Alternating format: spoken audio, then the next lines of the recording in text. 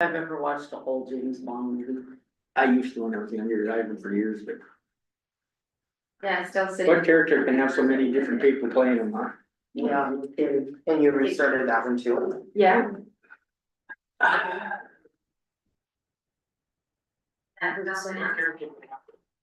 There. Yeah. Yep, that's on now, so, It's just a black screen, well, so maybe it's all the time, but that's what's not working. Yeah, it wasn't plugged in. Want me to try it? yeah, try it again. But at least we do, maybe wanna mute it and then.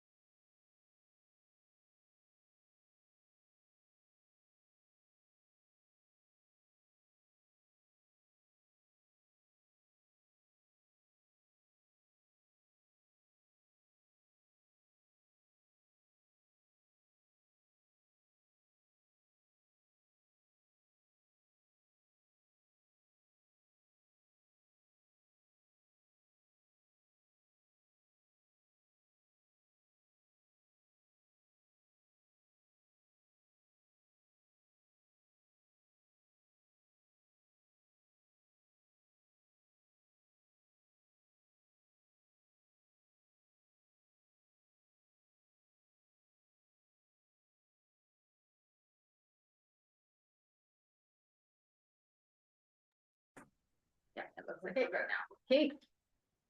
Call the meeting to order and we'll stand for the pledge. I pledge allegiance to the flag of the United States of America and to the republic for which it stands, one nation under God, indivisible, with liberty and justice for all. Good morning, everyone. Welcome to the regular monthly meeting, November 19th, 2024, the Walsh County Commission. And then just a reminder that we are on Zoom, and please indicate to me whether you would like to speak. We will start with additions to the agenda. Hold on. Let me get mine.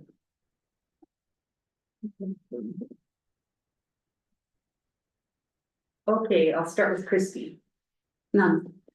Ernie, I wanted a discussion on the Department of Corrections, along with Ron when he's here.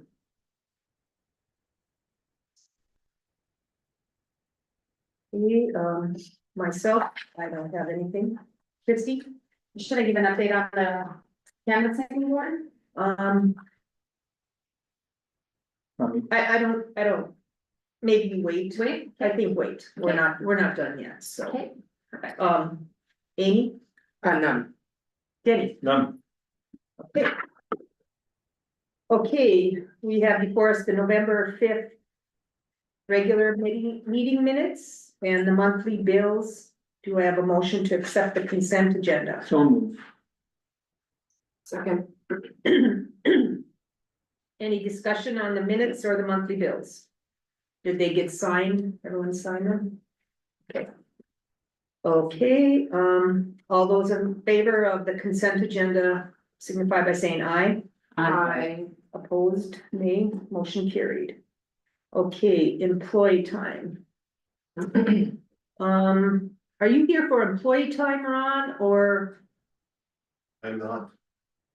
Okay, well, when you said you wanted to talk to Ernie, or to, Well, I want Ron included when we talk about it, so. okay. Okay, well, it's 9:10, so we can start with Ed, Tax Director Ed Sibney, the gravel pit values. Morning, Morning, Ed. gave everybody a printout of what our current gravel pit valuations are, and just wanted to discuss those a little bit. So these are the values that we've had for active areas of gravel pits, stockpiles, which of course are the have piles of gravel, and inactive areas that have already been mined. They have been the same since I've been tax director in 2018, and I believe for many years before that. So thanks to GIS and aerial imagery, we're able to now every year update our acreage for the gravel pits and find out as they're expanding or new gravel pits, or if they're becoming inactive.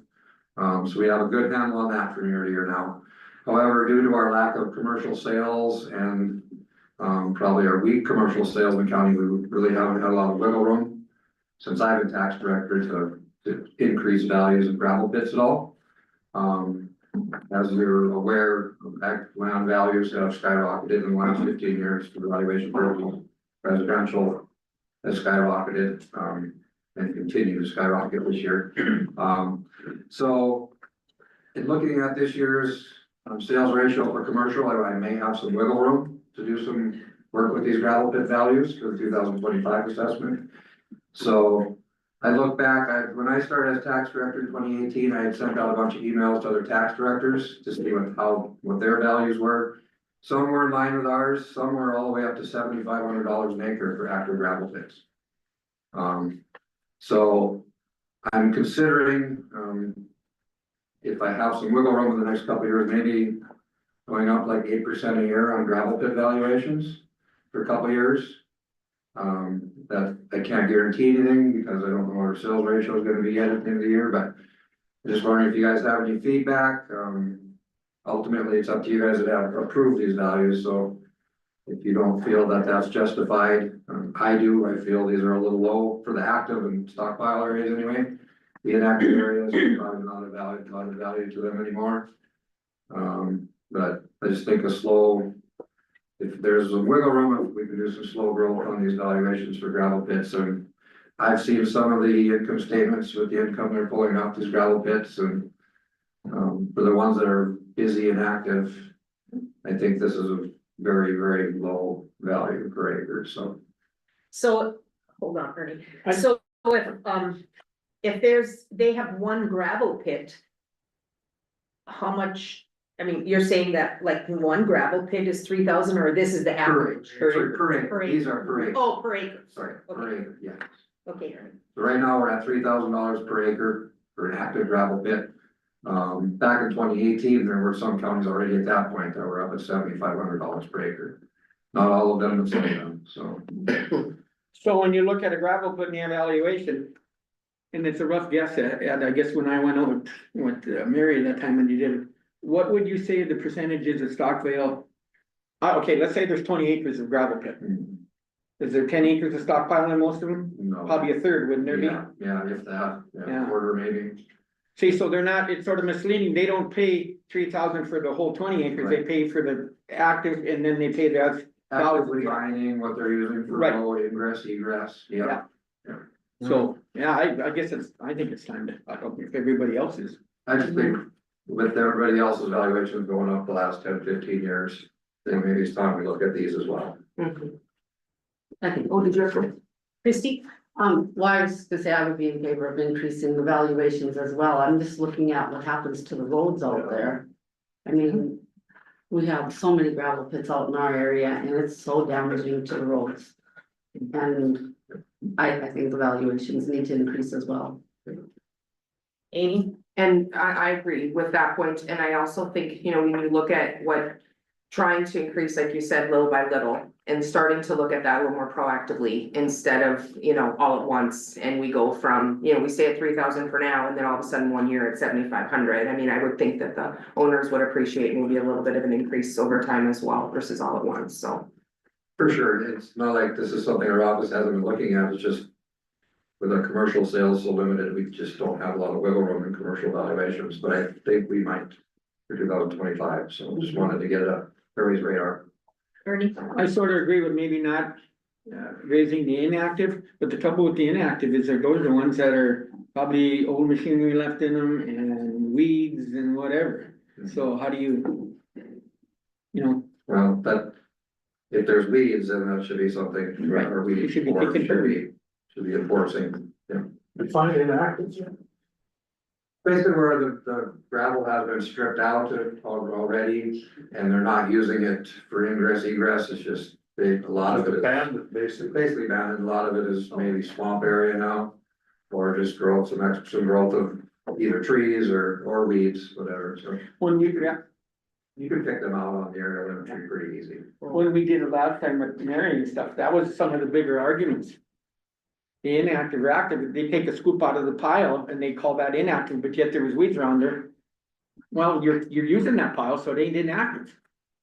It's hard to judge, and you can see that on Yeah, the thing now, so, but yeah, that's what a lot of them want to do is call it inactive. there's gonna be some gray areas in our how it's designated, but I think our office has worked well with these owners the last few years. Especially now that we're updating it every year. They call and we work together and we try to come up with the best solution we can, then try to be consistent. So do you want us to make a motion on how, or are you just giving Not- us FYI? Yeah, more of an FYI, cause I hate to do a motion and then we don't have the wiggle room to do it anyway. Okay. So I just wanted to see if there are any objections to actually taking a closer look at these and probably hopefully start working on them. Sure. Okay, any more questions for Ed? Okay, thank you. I did have one more update, if you got just a second. Yep, I just logged on yesterday for the first time to our new, website where we keep our parcel data that I got the grant for, just to see how much usage there's been on it. Thought it was interesting, since the beginning of August, our webpage has already had over 2,600 visitors and over 6,700 page views. Wow. What's the name of Right. the site? It's northdakotassessors.com, Assessor.com. and there's a link for Walsh County, for all the counties that have it, Walsh County has one. So I think it shows the value in, you know, I don't know how many of those calls were eliminated from our office, but I would say a lot. Just by having it online, and as people get more aware that it's out there, I think the numbers are going to continue to escalate, so. So is it like attorneys, excuse me, yes. is it like attorneys, do you think, or real estate people, or? Real who do you estate think? agents, mortgage companies, property owners, attorneys, everybody. Everybody. We get calls from nuts to bolts looking for property information. So when they call you, you direct them to the Yep. website? We are now, yes. Okay, Yep. so you guys don't look it up anymore, you Correct. just direct them to the Yep. website? And you've got links on our actual Walsh County webpage to this site. And people now know that it's out there, so they don't even call anymore, so. Great. I just think it's a great, this is the future, this is where people go for information. So I was just astounded by those numbers from early August already, so. Money well spent? I think so, especially when the Yep. initial cost was paid for by a grant, so. Just wanted to update everyone. Thanks, Thank Ed. you. Thanks, Ed. Okay, we will go next to our auditor. She has a few reports here. Start with the ARPA. Sure. First. So last time we talked, I had mentioned that it came to my attention that we cannot just have a board motion to hold our ARPA funds for the HVAC. I've been working with the Association of Counties, and it was actually news to them as well. So they did some reviewing as well and came back to me on that. And we are unable to use a motion like most grants. So we need to decide what we're gonna do with that ARPA money. It has to be by the end of December. We have to have it either spent or plan in place with a bid that, you know, like set in stone what we're going to be doing with it. With the HVAC, we're not to that point yet.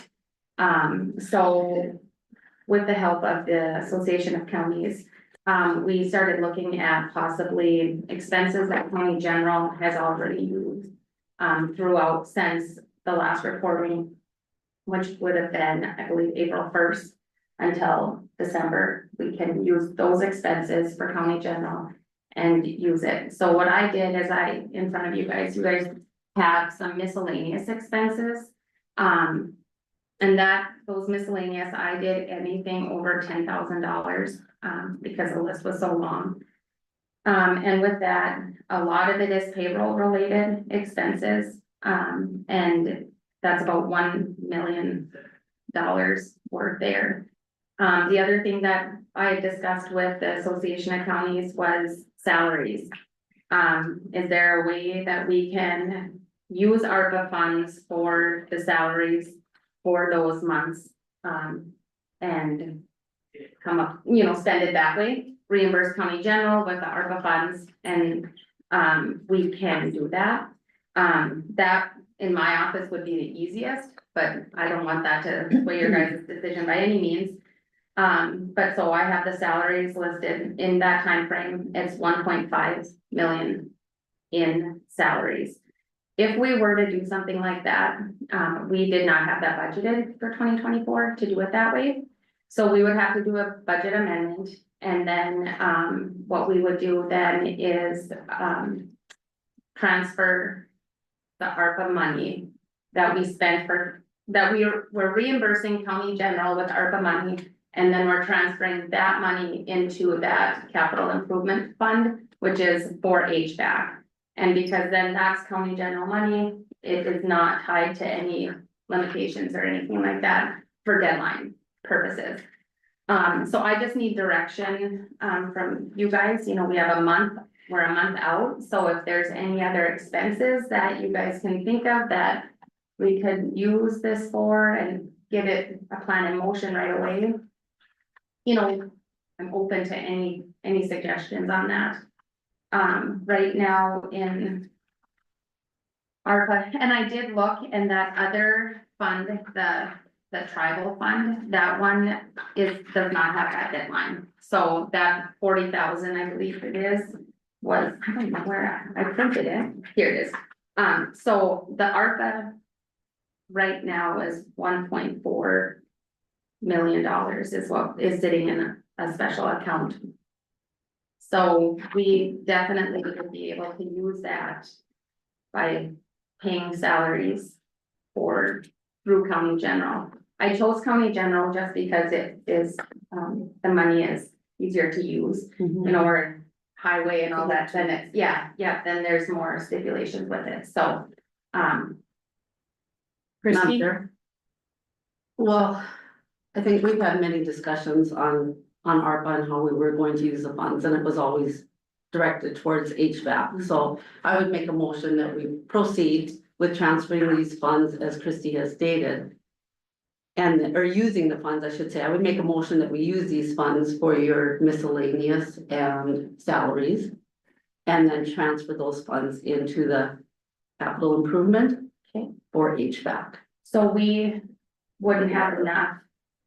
So total is 2.5 million. So really there's two options, either miscellaneous expenses or salary. One or the amount of ARPA, what do we? Okay. The 1.4. Yeah, 1.4. Yeah, So I to would me, say easiest the salaries. amount of, Okay.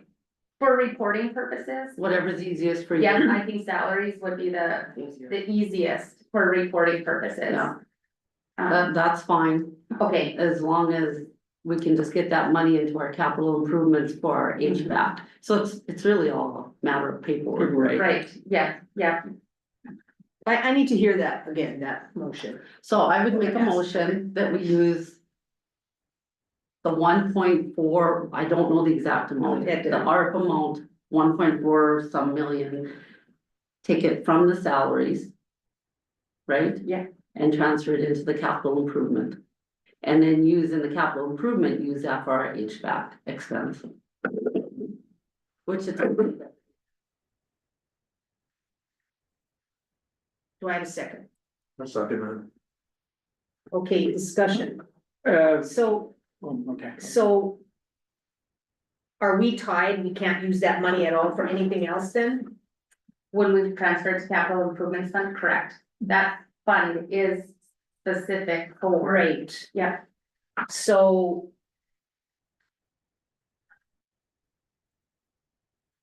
Okay, I'm confused at this. I don't know that I wanna. We wouldn't have any of this ARPA for anything else than this 1.4. Right. Danny, HVAC is also included in the jail proposal that we're looking at, and I think it was 4.5 million, wasn't it? Or 4.5 or $5 million. Yeah. And if we don't proceed with the jail, we've still got that bill that we're looking at, so. great. But I assume if the jail proceeds, we would be able to transfer, use that money for the HVAC and the. Yes, so the original motion for the capital improvements fund was for HVAC or jail. Or, okay. Yeah, Good, yeah, you yeah, guys covered okay. it that way Yeah. because we weren't sure, and I worked with the Association of Counties on how to word that so that there was a chance, but yes, those funds then will have to be spent on our HVAC, either individually or with the jail. Correct. Yeah, Madam Chair, I don't know what's coming in your report here, but you, from your email, you're gonna be talking with us as far as for county general, just like where we're at as well. Correct. So, I'm in favor of this, but I think we all need to keep in mind where we're at with county general and what the auditor has sent us in terms of functioning in our role and doing what we're, we all know we're meant to do as far as taxpayer dollars and where we're spending and how we're allocating it. So I'm in favor of this, but I definitely think we need to be considering of other things as well. Any more discussion? Ernie, I just, cause we were told earlier we could use ARPA for anything. And I know that if we put it in the capital funds, my fear is if all of a sudden they change it and we can't, then we're gonna be in trouble with our general fund because it's gonna be way too high. You know what I'm saying? Cause it'll transfer back to that general fund. Let's say they change it all of a sudden. They've been changing these, what we could use it on, we've heard 4 different times, we could use it here, and all of a sudden now we got it designated here. I don't know. Well, no, so, Changed. Well, yes, so what will happen is we will no longer, if we go this route, then we will no longer have any ARPA funds to report. So we'll no Okay. longer be reporting anything to them, everything will be expensed, so ARPA will be closed and done. And then the county general, of course, will now have $1.4 million too much. But you guys will be transferring that into that special fund to secure that down the road, that you're investing into the HVAC that way with no strings attached at that point. I sort of get it, but I'm just leery because they watch our county general so much, what we got in there, Yep, and that's supposed to be so much of your percentage or whatever, but it seems like we're always fighting it. So that's only concern. Well, the only thing I can say for that is we have to watch. This is taxpayer Yeah. money. We don't need money sitting in county general, just sitting there. So, Christie. That's why we started the capital Yeah. improvement fund though, right? Because we have to have an avenue to save up for big expenses. Yeah. So that doesn't count against Right. the county general, Right. right? Move it into the capital improvement fund and we'd be fine. Yeah. Yeah. Okay, and what I'd like to see down the road is us using special funds for things like this, depreciation, whatever, as long as we have a fund that is secured for a specific reason, we can transfer county general money into that as a savings account. But it has to be board approved and for a specific reason, say, for swapping out vehicles for departments every 3 years, instead of budgeting just 1 year for that, transferred into a fund, so then when it's time to replace. So I would like to start doing that a little bit more too, and this would be exactly the same thing. It's for purpose. Madam Chair, yes, we've talked before, lately talked about a strategic plan, like a 5-year strategic plan. I think that's what we need to focus on and get in place so we can get some of these funds set up. Because I'd rather be proactive rather than reactive. And, here we're sitting, we need a new HVAC system, but we just started saving now in the past year or two. Well, we should have probably been doing this capital improvement fund years ago, which we didn't know about till now that we could. So I'd like to see from all the department heads, what are their needs and look at a strategic plan for 5 years down the road. any more discussion? Hearing none, I'll call the roll for Christie's motion, to use the ARPA funds. Reimbursed. Yeah. For salaries. Christie, Yes. Ernie, Yes, Danny, Yes, Amy, yes, myself, yes, motion carried.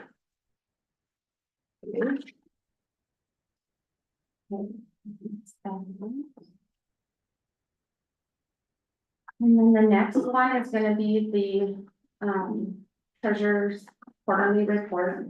So, I thought I was behind on one quarter, but it appears that, after first quarter of 2024, you guys were presented the December 31st financial statement from the treasurer's office. So you guys, I look back and it was December, the, fourth quarter 2023. So instead of doing 3 different ones, to get caught up, I spoke with Christie and, just for saving time, we just consolidated it all into one, and then going forward, it'll be a quarterly thing. Okay. To find the right report that gives you guys an idea of where we're sitting, so you guys can run the county. I've had some trouble trying to find what makes sense. I came across this, it's called a student activity summary report, because it's a school program. And to me, this one is the best. I have had, Tammy in the highway department and we use this report every month to balance our expenses and revenue. This is the only one that lets me, do it by quarter, by a period of time, not year to date. So I also think that it's important that you guys get this monthly. So I'm going to include it in the second meeting of every month. I'm going to include this report, just so you guys can see per month where everything is sitting. Just so you have it, and then each quarter I'll report it as well. So what this report is it's showing you the beginning balances of each fund that is housed within the county. This does not have any of the liability accounts, and that's why I feel that's important, because when we're looking at our bank balance of $15 million, we really don't have 15 million of county money, or they're specific to a fund or whatever. So that's the piece that I think has been missed, honestly. So now you guys can see that county general funds, you know, that was the first of the year. We started at 5 million and we're down to 4.3 million on that. And it just goes through each fund. I don't know if we want to go through every single. I don't think so. Everybody's had a chance to look through this. Okay, perfect. The ones that have 0 balances, those are the liability accounts where we're collecting taxes for the entities and paying them out. So they're 0 because they don't have a fund balance for us. So this gives all of them. Some of them we're going to work with department heads to, there's some old funds in here that we probably could close, transfer into county general or transfer somewhere else, just to clean it up a little bit, but, this is where we are sitting with that. And then I also presented, I feel it's important for you guys also to see the cash on hand recap. So it's one thing to balance our general ledger and know what we have in our general ledger, but the biggest issue that we were struggling with all these months was making sure we have that in the bank. And so now we are actually balancing to the bank. Can you just go through that? This then with us? This one, yeah, exactly, yeah, so, with so on the first column, the DBS balance, now where you at? and so now we're in the cash on hand. It's a different attachment. Yeah. Oh, it's green highlighted at the top of it.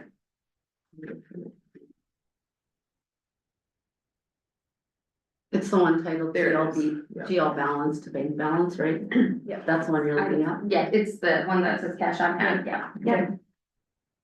So these are all of our bank accounts, and I feel it's important you guys know where all of our bank accounts are as well, so this will be given to you guys quarterly as well.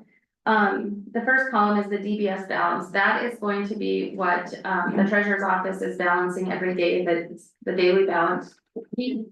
And that is balancing the bank to the general ledger every day. So the first two accounts, the county general and the treasurer's accounts, those two are our active accounts. We actually don't use our treasurer's account. We will be closing that eventually. So it is really, the county general is the one that all of our bills are getting paid through. I try to keep around 200 to 300,000 in there at all times, just in case something were to come up. But the rest of it, we're keeping the rest of the money in interest-bearing accounts. So that'll be combined from the treasurers, that'll go into the county general. Right, because it came from the county general when they opened it up, Just way back when, yes, so eventually we will transfer that back. Okay. But I have a hard, I still wanna keep the treasurer's account, so I'm waiting for the auditors to come to see if it's okay. Oh, okay. A lot of counties have treasurer's accounts for bonds and stuff like that, so it's not running through county general. Okay. But Yeah, I'm just the advisor had told me not to do it, so, we'll see what the auditors say, so I'm leaving it the way it is for now. But all of the other ones, except for, a few of the accounts are not interest bearing, and there's a specific reason for it, and they are specific to a department. But in total, we have 15, our daily balance sheet is showing us at the end of October, on October 31st, we had $15.1 million. Then what I've been doing is then when the statement comes, I verify that it does match that. So the statement balance, I put it in the second column there. Interest isn't received until the next month, so then that throws, it's not gonna be dollar for dollar. So then I'm subtracting out what the interest for each month from that statement is. And then I'm subtracting the balance, the statement balance without the interest. And I'm comparing that to the daily balance sheet balance. And then that matches. And then, yep, and then down at the bottom, it will, including the cash on hand and the checks that need to be deposited the next day. It is balancing out, the difference at the bottom is 0. So I've come up with this spreadsheet and it seems to be the easiest. Our general ledger, I know you guys have heard a lot about that bank recon piece that wasn't working very well. So the top two funds, the active accounts, are getting balanced every day through bank recon, and that is balancing the bank against the general ledger. Every single day Lisa is doing that. So that's why those two have a DBS to actuals as 0, because the system is taking care of that itself. Okay. But anyway, so every month, this is what, I mean, I'm actually, just to stay on top of it, I am once a week verifying that everything is, and we, it's working, because we'll find a receipt that hasn't been received because Lisa doesn't know where to receive it yet, or whatever, so it has definitely flagged things, and so that's that, so this is, to me, is huge for you guys to see that, these are where, this is where the money is, and that is balancing to the general ledger, so. These are awesome reports, Yeah. Christie, thank you very much for all the work you put into them. You're welcome. Hopefully it'll work. It finally makes sense. Yeah, exactly, you know. You can actually see. Yeah, Yeah. too much information is sometimes overwhelming. At the end of the day, that's what my concern with you guys was. What do you guys need to know? So now you guys know, and you guys can use that as you guys are making decisions to run the company, so. Madam Chair, and I feel confidently too, like seeing the different, that they actually match, so you're like, yep, we have what they say we have, and it, you know, it's just, that's an amazing tool, so. Right. Yes, thank you. Yes, you bet. Okay. Okay. Let's have that.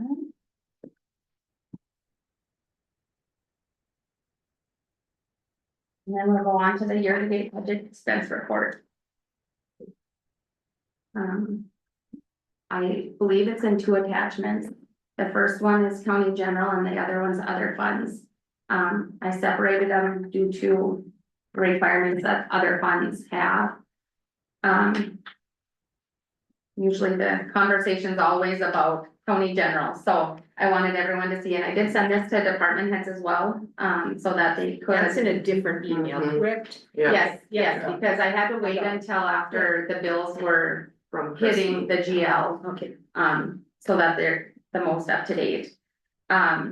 So it's very similar to what your budget reports look like, but all I have on these reports is the 2024 adopted, so that's what the budgeted amount was. Year-to-date expenses is in the second column and the unused is in the third column. It's broken out by department, and at the end of the day, as far as going over budget, under budget, it's the fund, not the department. So that's why I feel it's important to put them all together.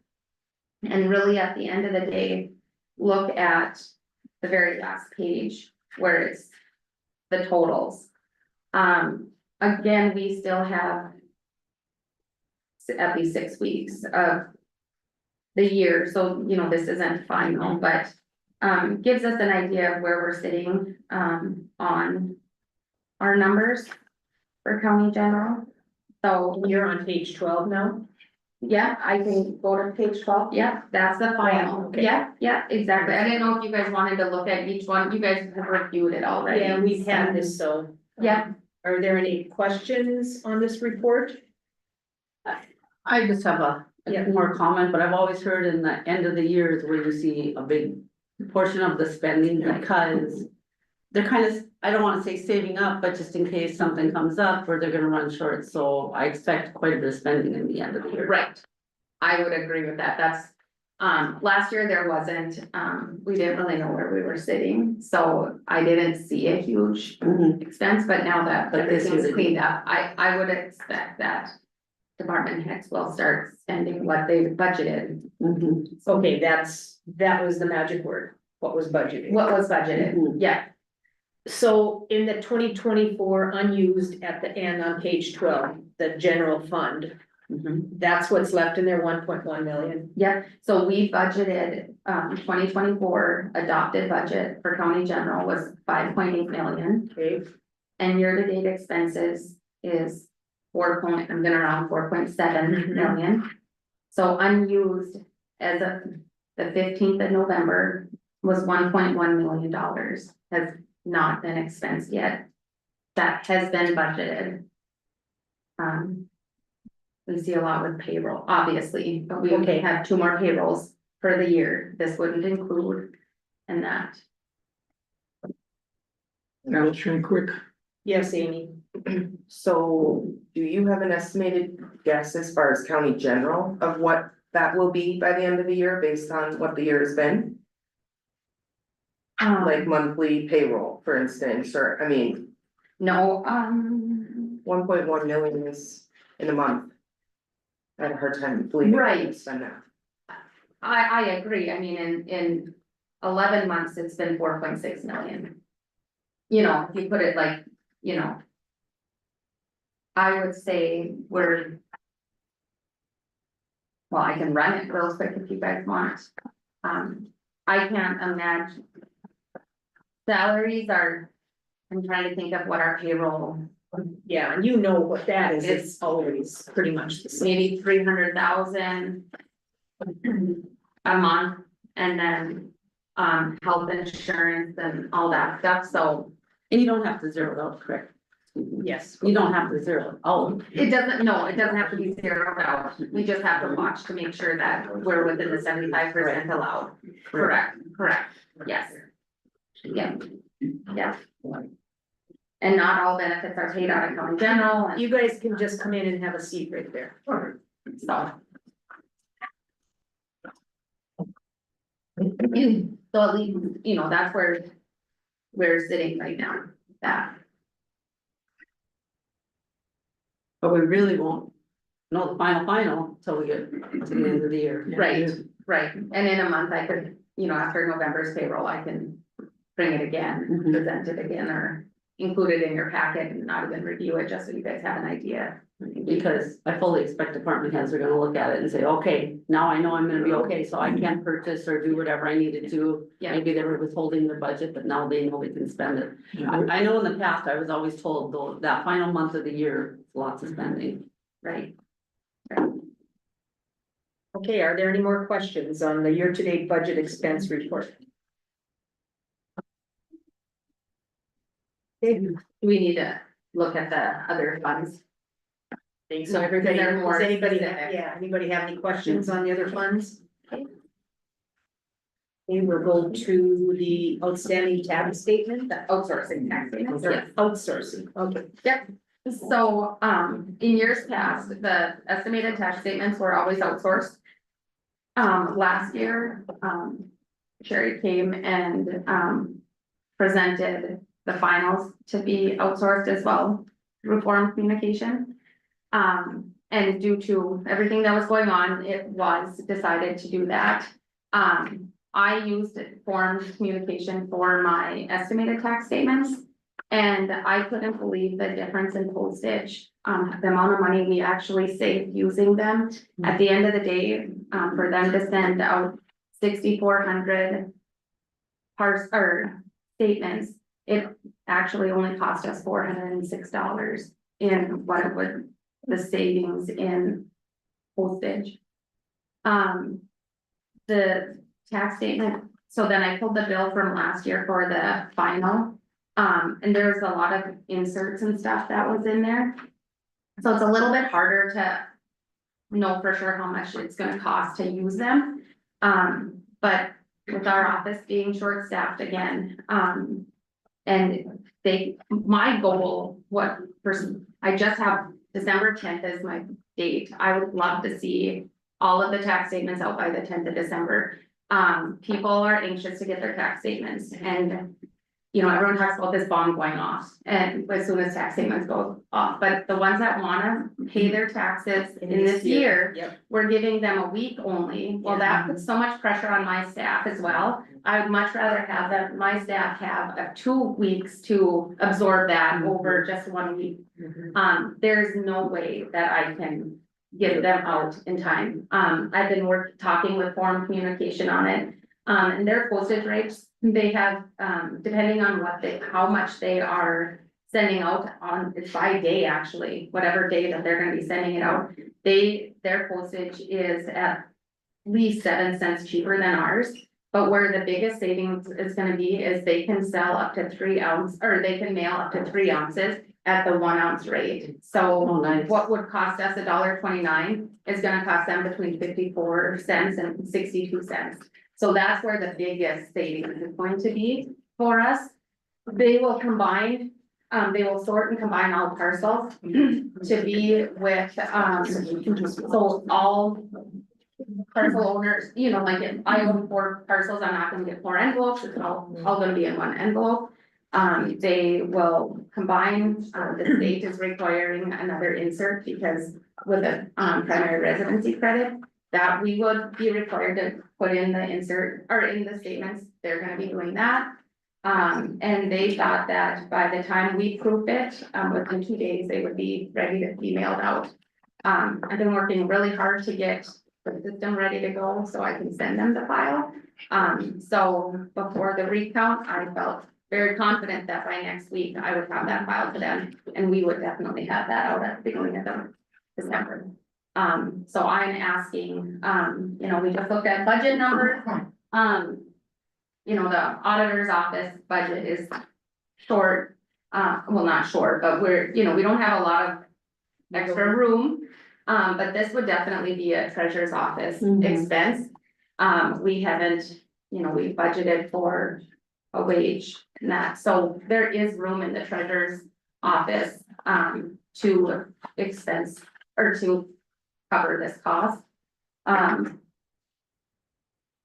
So I am asking if we can outsource again, not only for time, but for savings of to get these tax statements out as quickly as possible. Madam Chair, I would make a motion that we outsource to Foreign Communications for tax statements for 2025, 2024.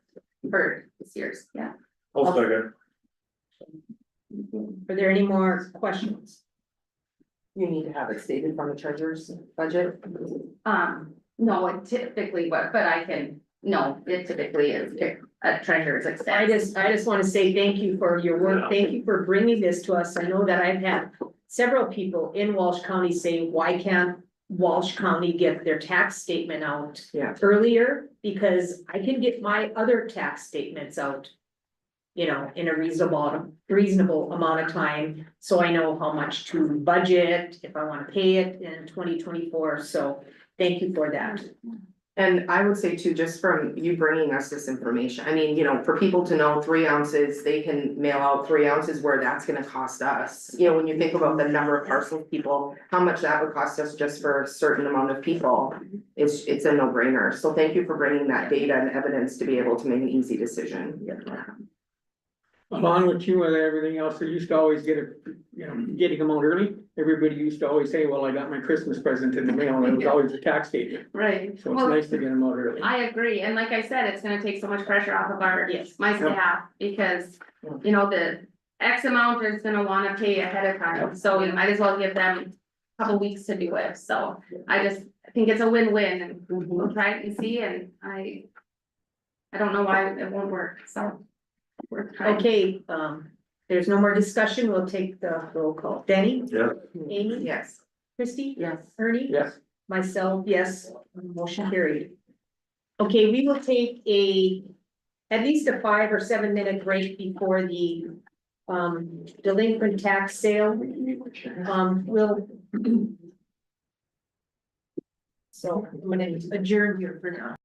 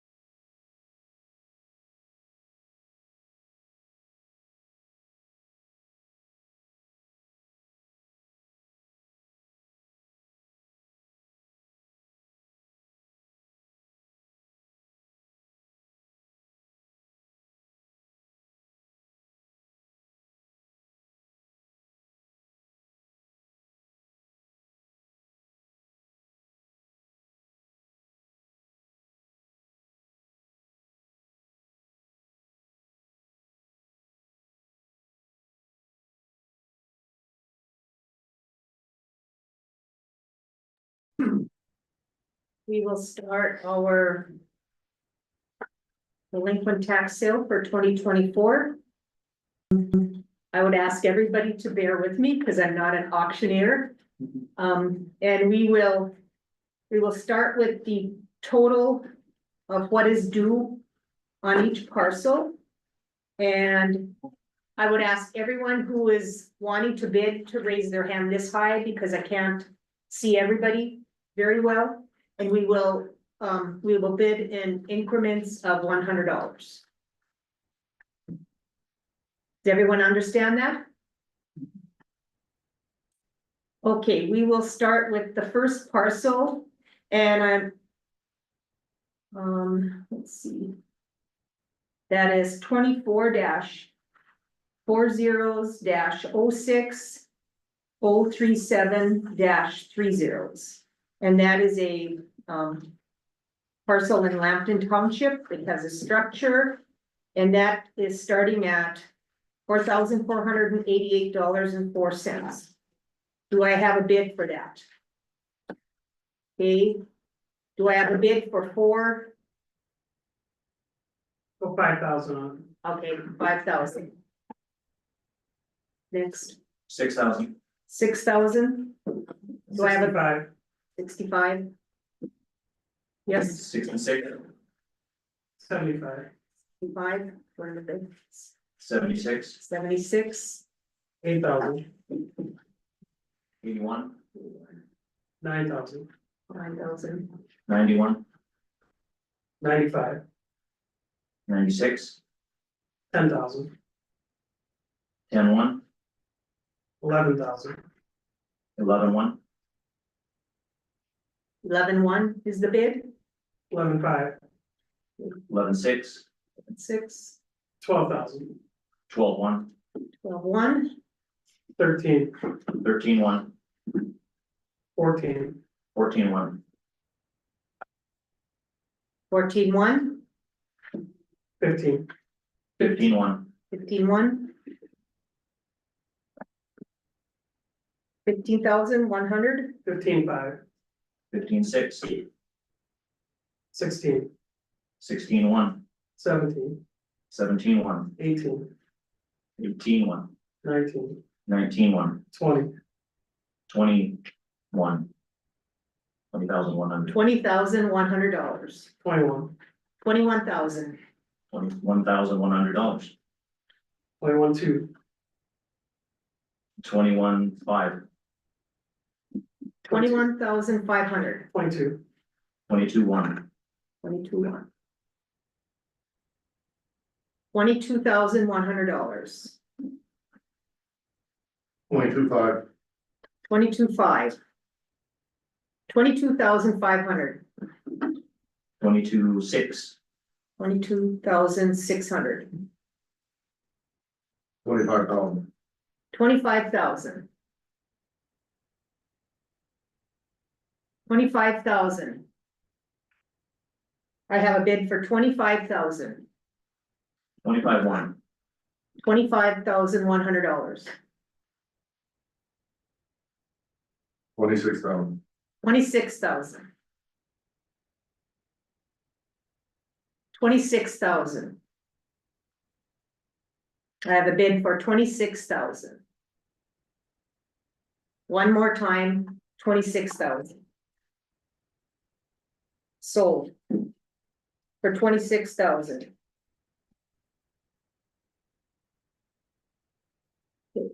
Thank you. Jay Gooditis.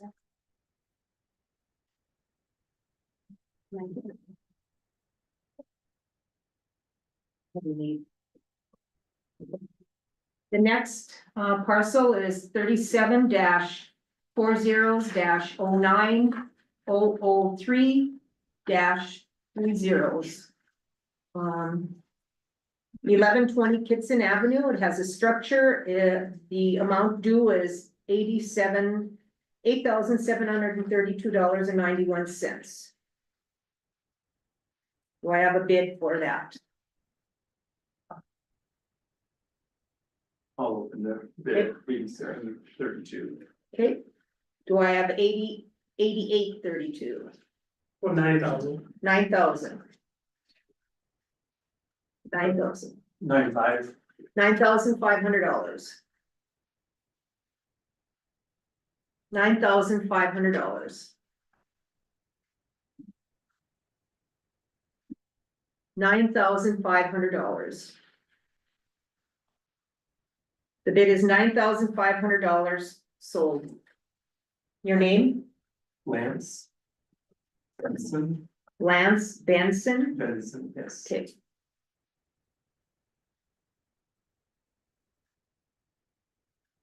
Thank you. Next parcel is 37-40-10-1049630. 1414 Manville Avenue has a structure. The amount owed is $88,588.19. Do I have a bid for that? I have a bid for 8588. Do I have a bid for 86? 87. 87,000, or so, excuse me. 8,700. Not that much cash in. 8,700. That'd be a little high, yeah, 8,700. Whatever the next bid increment is. 88. 88, $8,800. 9,000. 9,000. 95, 9,500. 9,500. 9,500 is the bid. Okay, 9,500 sold to Tim segment. Tim Stegman. Thank you. The next parcel is 43-40-13338-010. This parcel is in Conway. It is an empty lot, an empty commercial lot. The price on it right now is $131. Do I have a bid for $131?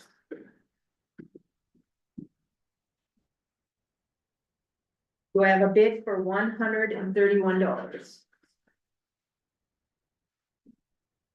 Do I have a bid for $131? Okay. So that we call a no sale.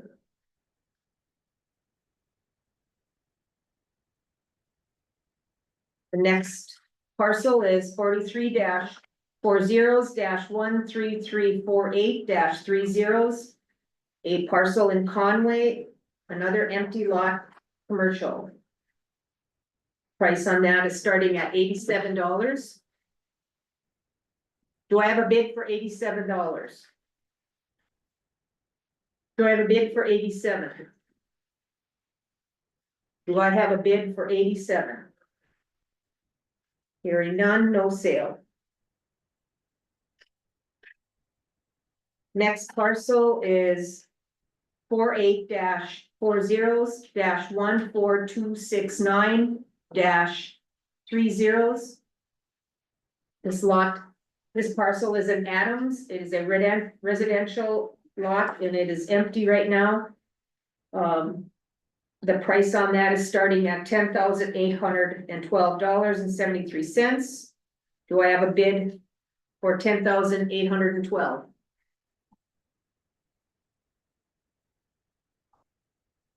Do I have a bid for $10,812?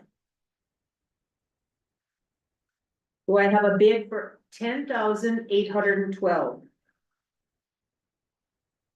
Wait, no bid, no sale.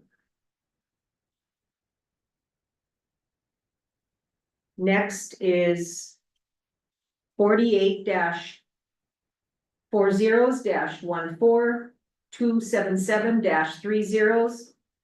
Another parcel in Adams, it's a commercial structure. The amount owed is $1,958.26. Do I have a bid for $1,958? Do I have a bid for 1,958? Do I have a bid for 1,958? Okay, no bid, no sale.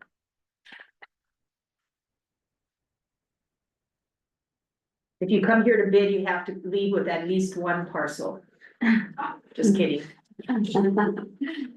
Okay, the next parcel is 48-40-14308-30. This parcel is in Adams also, has a structure on it. The amount owed is $14,141.33.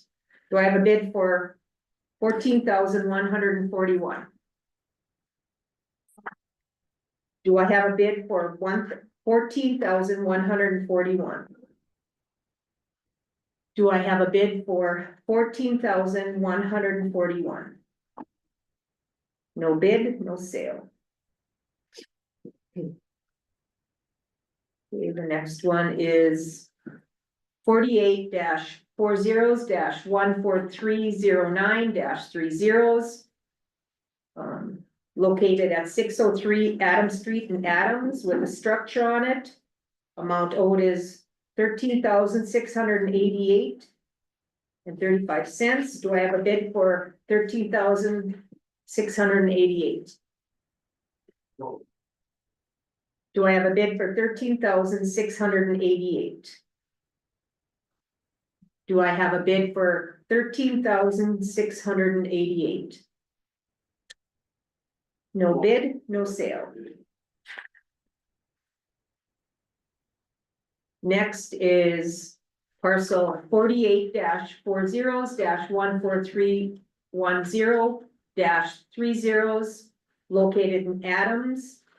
It's an empty residential lot. Amount owed is $10,797.47. Do I have a bid for $10,797? Do I have a bid for $10,797? Do I have a bid for $10,797? No bids, no sale.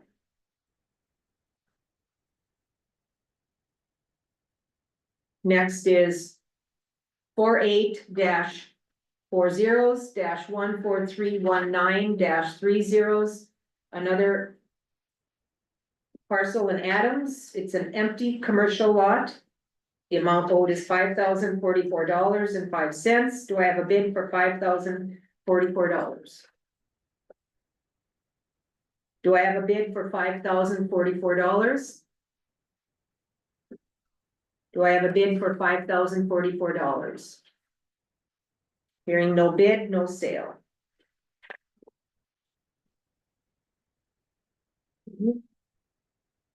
Next is 48-40-14351-20. Lot in Adams. It's a commercial lot. It's an empty commercial lot. What's owed is $1,407. 30 cents. Do I have a bid for $1,407? Do I have a bid for $1,470 or $7? Do I have a bid for $1,407? Hearing no bids, no sale. Next is parcel 48-40-14404-30. Lot in Adams. It's an empty commercial lot. What's owed is $135.18. Do I have a bid for $135? Do I have a bid for $135? Do I have a bid for $135? No bid, no sale. Okay. Last parcel in Adams is 48-000 four zeros dash 14417 dash 3 zeros. It is farmland. And what's owed is $176.01. Do I have a bid for $176? Do I have a bid for $176? Do I have a bid for $176? No bid, no sale. Oh, this is going pretty fast. We have one parcel left, Fairdale. That is parcel 49-40-14485-010. In Fairdale, it's an empty commercial lot. What's owed is 160.35. Do I have a bid for $160?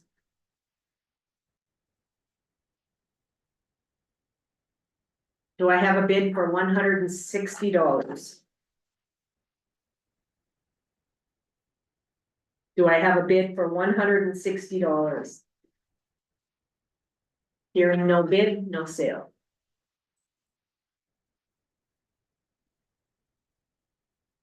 Well, that concludes our sale.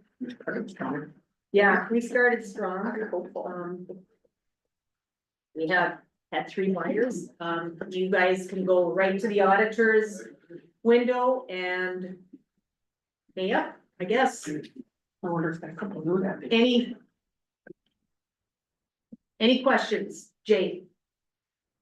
If the property was sold in excess of the minimum bid, what happens to that the funds above the minimum tax amount due? It goes to the property owner.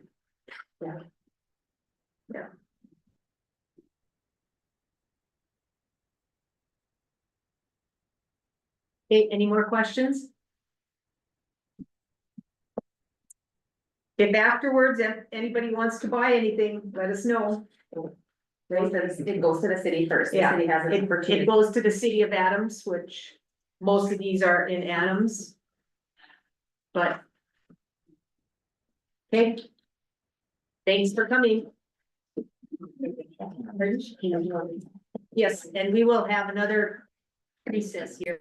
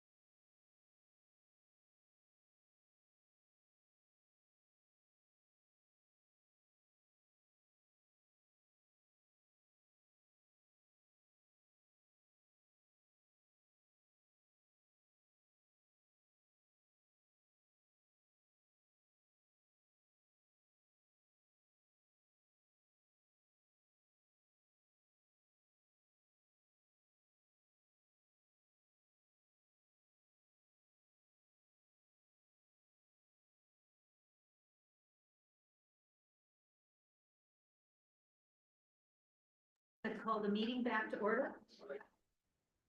And I am going to call Stacy Sidney up to talk about Child Care Center update. Okay, we're gonna rearrange the furniture here, if that's okay, so Julie can sit up here too. Yep, after. And Dennis Markuson is on his way, so he may be arriving as well, so. So I just wanted to say thank you for the opportunity to come back and talk about the Walsh Community Child Care Center project. You asked us to come back after the election.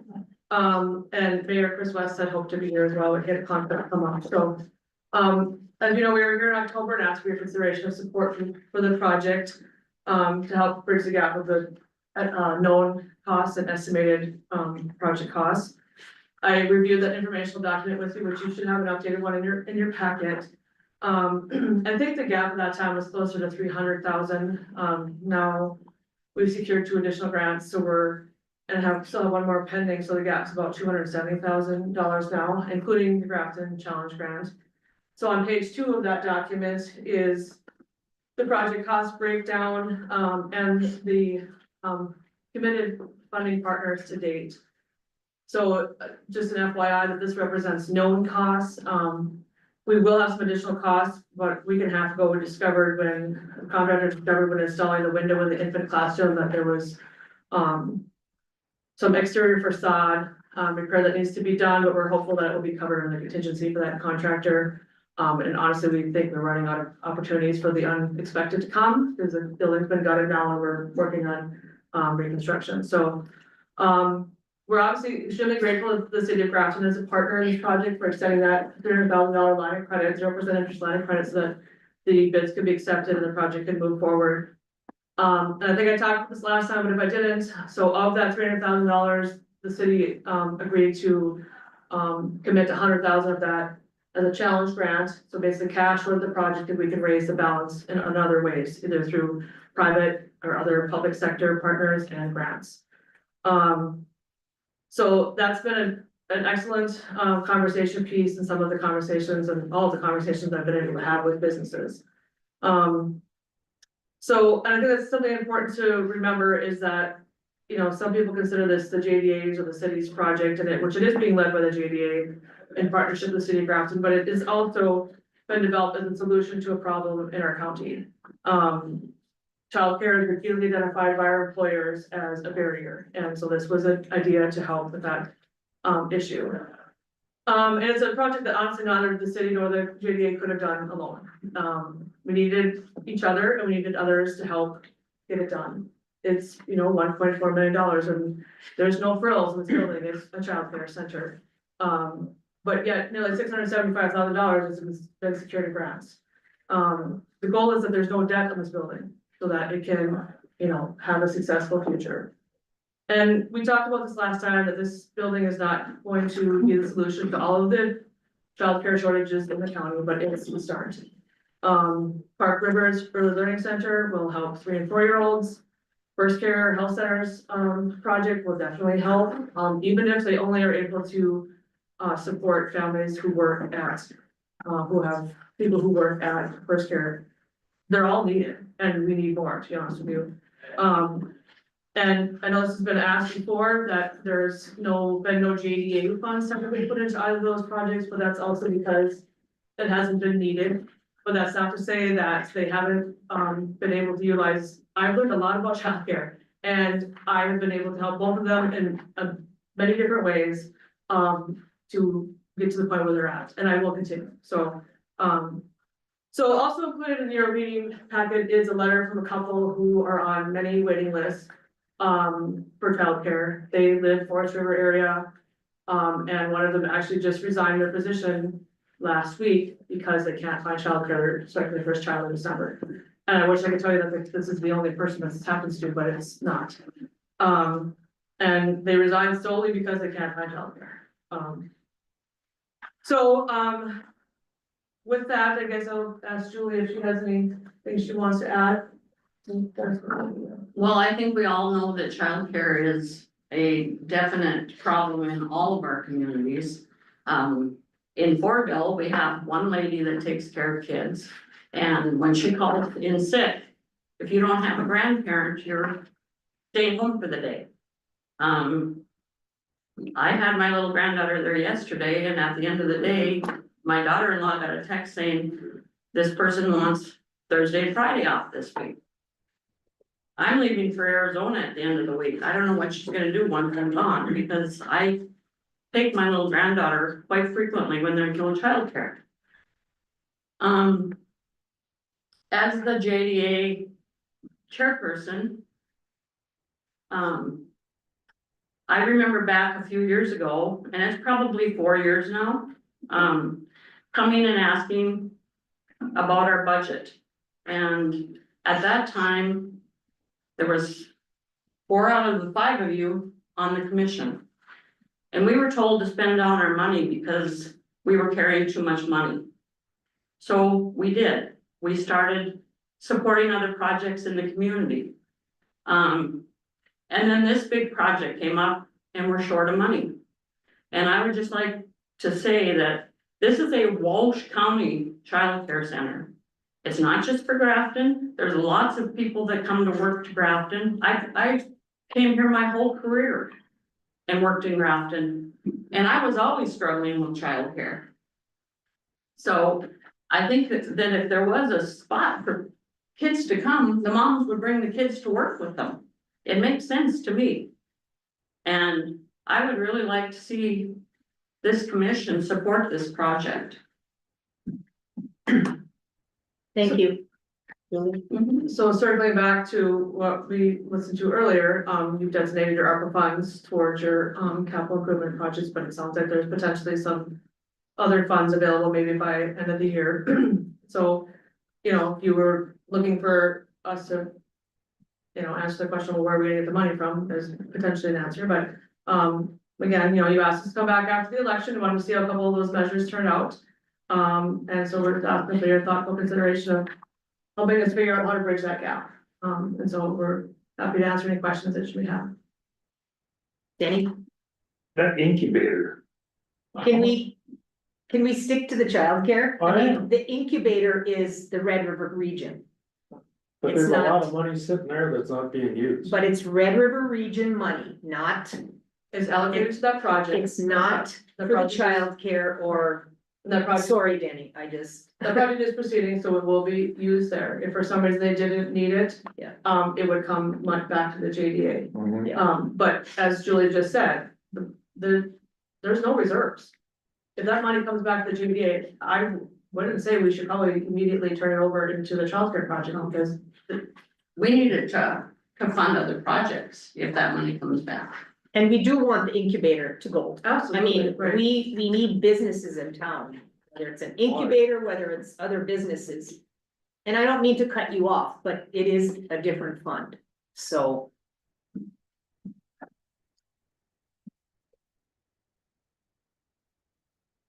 Do I have a motion? Does anybody, oh, sorry, You call that, whether it's a loan or whatever, that 200,000 left at Grafton? Do you have any way of paying that off? You don't have much of a way to generate income, and I'm just sort of curious, how's Right, that so, gonna get paid off? so basically they extended that $300,000 line of credit. And if we can raise our gap, 100,000 of that's going to go into the project. Mhm. So that's gets our gap down to 270, and that's what we're looking to raise right now. So I am had numerous conversations with businesses, continue to write grants. We're here to talk to you folks today. That's how we're coming up with that money. So when you say numerous conversation with businesses, is anybody committed? No, because I'll tell you, like, I'm on my 3rd conversation with one company. I have 3 of them who have board meetings in December. Nobody's told me no, though. And the conversations have been positive. They've been very excellent. Like, this isn't a project that anybody can't deny isn't needed, especially when you talk to employers. Christie? So the county through JDA has contributed 215,000, correct? Correct. Okay. I feel that's the appropriate place for the funds to come is through the JDA. So if there's more funds needed, could you designate your upcoming funds for the new year, you know, for 2025 now? Could you take more funds from JDA and put through this, towards this project? Because my concern is, you know, we're working with taxpayer dollars. And we give those taxpayer dollars to JDA to fund different entities like this. If we start taking it out of, say, our county general or something else, boy, we're gonna have everybody knocking on our door looking for a donation and saying, well, if you give to them, why can't you give to us? So to me, the correct avenue to get those funds through is through the JDA.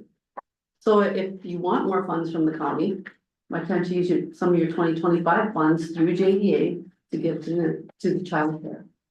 Because those, we have a preliminary budget and the budget's extremely tight.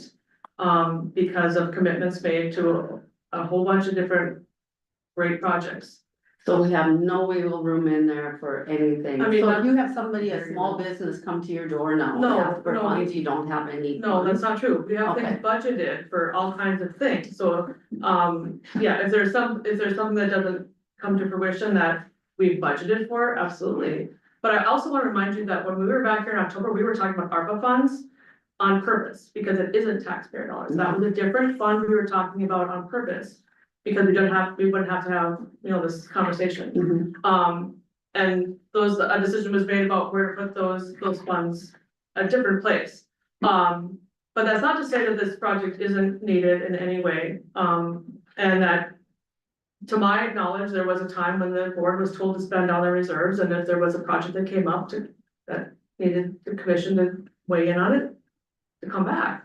I wasn't part of the JD at the time, but I've been told that a couple times. I think there's some miswording there. I was on the board and we told them if they spend it down, we'd raise the mill levies. We didn't tell them to go out and spend it.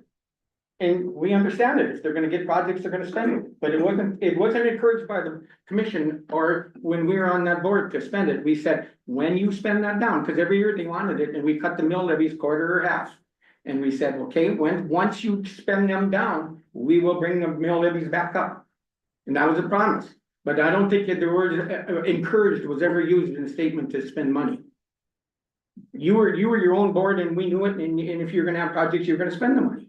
So you didn't need encouragement, and I don't think any one of us commissioners at the time encouraged it. I will say we said that if you spend it down, we'll replenish it. So, Julie, I would just like to say that at the time that I came and presented the budget with Julie Campbell. Yeah. We were getting 4 mills and we were cut to 1 mill because we were told to spend on the rest of the money. And with that, we were also told, if you run short of funds, come back to the commissioners and we'll see what we can do to help you. that's basically what I just said.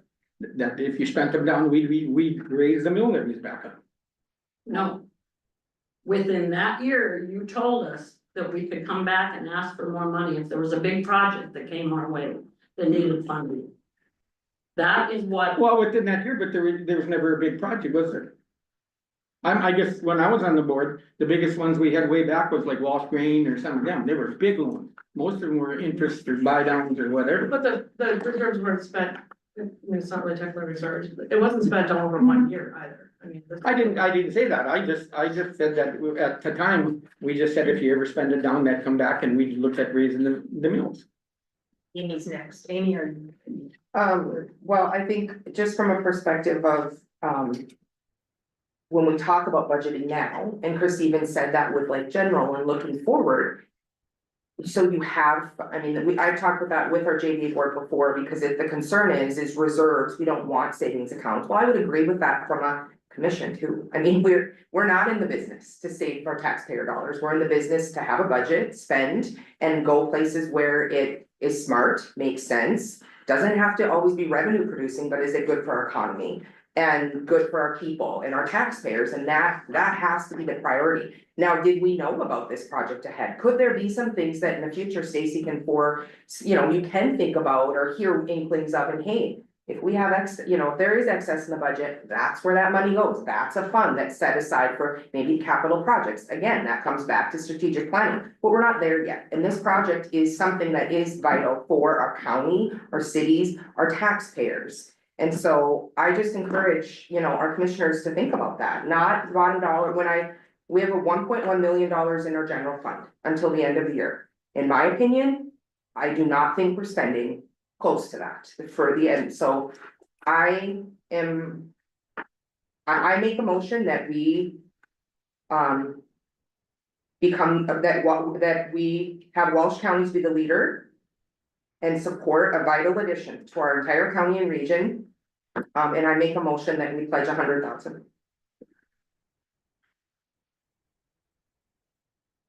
there a second?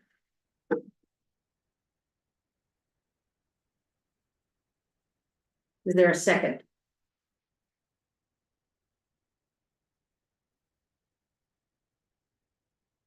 One more time, is there a second? Hearing none, motion failed. So I just wanna say that if there's another motion made, I will recuse myself to second it, if I can't get a second. This board needs to move on motions that are made that will help this county. That's all I can say. So if someone is interested in making another motion, I will recuse myself. I will have Christie run the meeting and I will second it to run the meeting, which is legal. Are you sure you can't anyway? As a chairman, I can't second. I thought you could make a motion. No, as a chair, you can't make a motion either. Whatever. Anyway. So the proper way to do this is to increase your mill levies back again through the normal channels. But that doesn't help you until next year. Well, to my knowledge, I believe, have been. I believe they're at the max for 25 or 4 mills, that's the max that Century Code allows. For JDA, so we will be at the max and, But you can't get that money until, yeah. correct, and as we just spoke about, I mean, we've got a budget, obviously we'll be revising it here in the year. And it's gonna be tight going forward, because we have a lot of. You guys, like, this is because there's a lot of great things happening in this county, like things that are needed to get done. And so there's been a lot of wonderful commitments made, it's progress, it's what we want. I agree. You know, and I'm not saying I'm against, because I think it's a great idea. What we've already committed. 211,000 for it. 15 or whatever, yeah. Madam Chairman, Yes, I guess in the last, and I know you're gonna say it's different, but I've had people from 3 different towns ask me, okay, if they get money, can we have 25,000, cause our daycare's struggling? What do we tell them? They're not a Walsh County daycare. I mean, they're not a, Well, this isn't a good Walsh County daycare, it's Yeah. JDA project, but it's gonna be run by somebody else. This But is these are all three different towns that have daycares, and they say they're struggling because of the same thing, hire help and everything, and I'm not against daycare. But all of a sudden, she used the terms earlier about opening a can of worms somewhere. So now we give you 100, and then all of a sudden 3 or 4 other come in, there's another 100. So I haven't heard probably from who you're talking about, so have them call me, because I can tell you that I'm not, you know, So what are you gonna tell them when they call you? because there's programs out there that people don't realize exist. Okay. And I'm not trying to to like get money. elevate myself, it's just, I have learned a ton about childcare. There are probably things that they don't realize that they should be utilizing. And these are coming from people, not the people running the daycares, but people that take their kids to the daycare. Okay, so if it's a business situation, I probably. Yeah, and I don't know if they're concerned of closing because they don't sound out, they just point blank, I suppose they watch and they ask and say, well, can we get it for our local? Madam Chair, and I Yes. will also say that there were applications for Yeah. that. So there, it is not saying that it's fair to say, oh, why can't we give you money? Everyone had an equal opportunity to qualify for this or to apply. They had one. Any provider was open to any provider to be the provider that operates out there, and someday. The provider that's operating there first, she's not gonna be in childcare forever, so it will be available for somebody else to do the exact same thing. I wanna give Mr. Markuson a chance to say anything if he'd like to, he's part of the JDA board. Do you have anything, Dennis, or not? I mean, I don't wanna put you on the spot, but you did come in, if you wanna add anything to this. Well, I understand, first of all, I understand the many requests the commission gets. I used to serve the county and I saw them over the years, and you have hard decisions to make with limited amount of resources. Yeah. But, as a board member, I still wanted to appear before you and support this childcare center, because we really do have a need for it, and it is a county project, it isn't just a Grafton project. I'm sure you've heard from people before, we have, families from other communities that work here. Or some that don't work here, but childcare is so scarce that they will still drive if there's an open position. So I think the need is there, there's no doubt about it. As far as opening a can of worms, you know, I understand really what you're saying, and Christie, but, sometimes you look at the needs that are before you, and you can make a decision based on that need. There are no others presenting right now. And in the future, you can consider them, but, I was always told that the commission. And I go back to my highway department days, but just because I was granted a request on one particular year, particular budget item. I was told by some of the chairman back then not to discount on it next year because each year is different. We have different funds available and so on. And so I think as adults, we need to understand that too. So, just to close out my comments, while I understand the dilemma you're in, I still think this is worthy of your support for this project. We need a lot of us into the community. Thank you. Any more discussion? I would entertain a motion if anyone would choose to do that. I will make a motion for $50,000 to support the Walsh County Child Care Center, again, a vital addition for our county and region. Do I have a second?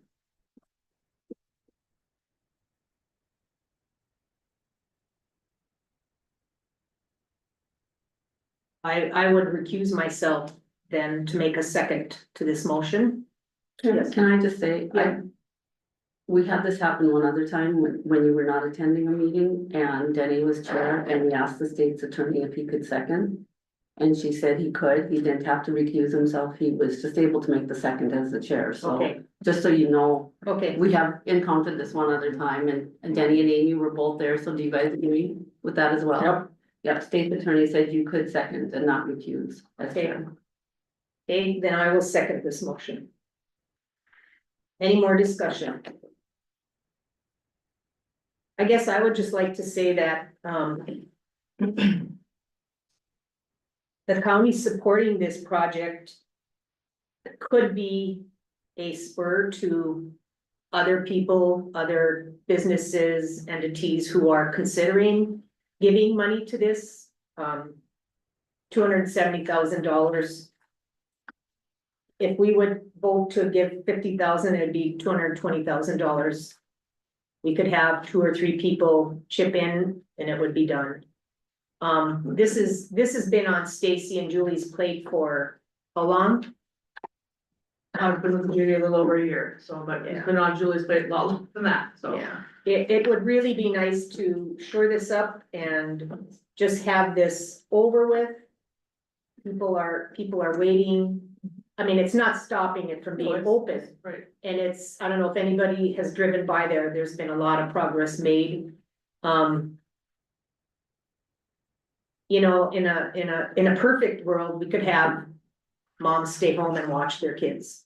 That's what I've always said, and I'll say it again, but we're not in that perfect world and we need parents to each have a job and they need daycare and. I mean, we've had turnover here in the county and it's just, we've been lucky that nobody's needed daycare here. That I know of. And, so I would just encourage, us to pass this motion by Amy.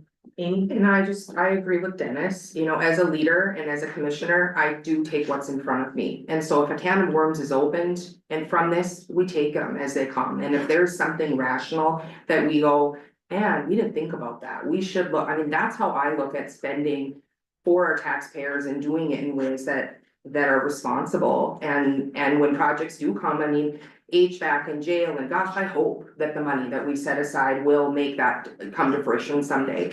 But heaven forbid that doesn't for years. And I look back and go, $50,000, that, I mean, it's not a drop in the bucket, but in our overall budget. To support a project that's not only viable, but gonna be completed in the next 2 months. It's just, in my opinion, it's my job as a leader to say, we support things that we know we're gonna get done. $50,000 would have a huge impact on this project. I mean, as I mentioned, $675,000 in grant money, that's a lot of money. The project is expensive, yes, but it is what it is. It's a childcare center, there's requirements there that none of us would have even dreamed of are required. That support would be huge.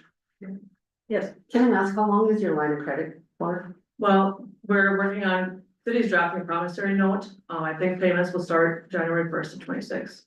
Or 26, yes, so we have, So it would be possible in 26 for the JDA to budget money to go towards daycare. but then what are we not supporting? I mean, the budget's already tight, so then what are we not supporting? But it would be possible. If they were so chose to not support something else in there. But not at $50,000, no, probably not. This $50,000 could be hugely impactful and a huge kickstart to that gap. Huge. Okay, is there any other discussion? I'd like to move along because we have people waiting for our next. I just wish there'd be more people that would have came up from businesses in town or whatever, farmers or whatever. You got that chart that shows how many in healthcare, how many in students or anything else. And to me, as a county guy, I would like to make a decision a month or two down to say, okay, now if you're 25,000 short and you've hit everybody, I can see that. But I got a feeling that we're gonna, if we give the 50 or whatever, then everybody's gonna back off and say, well, I don't have to, the county did. And I think the people locally here, whether it's the school, the hospital's buying houses. They got more into this than we as a county, and I'm not saying we don't, we've already given, but I would like to see more from the local, the It's people that coming, are. it's coming, Ernie. Well, but I'm not seeing it. You're right, I Coming's think different, well, but that's why I'm saying it's easier for me to make the decision if you come back and say. I don't know what your deadline or when you need the money, in January, say, okay, we got 260 of those, and I'm just using numbers. Of the 270 we need, will you give me 10? you know, it's semantics, but at the same time, so what is the number? Like, what is the appropriate number to come back and ask for? Like, we kinda got told that in October. So what is the appropriate number to ask for? I don't know. Julie? I just want to point out that this project is bare bones. We don't even have money for refrigerators or playground equipment. We're doing the basics just to get the building done. And we're hoping that these parents and other people out there might be willing to support some of the extra things that we haven't even budgeted for. Because we don't have the money to budget for playground equipment. We barely have the money to put a fence up. Okay, I am going to, go ahead with the vote. Because we are, running out of time here, so, and we have talked about most of this, so, Amy made the motion, I seconded to, contribute $50,000 to the, childcare center. And I'll take the roll. Denny, No. Amy, Yes. Christie, No, Ernie, No, myself, yes. Motion failed. Okay, thank you gals for coming in. Next up, we have Jason with the highway department.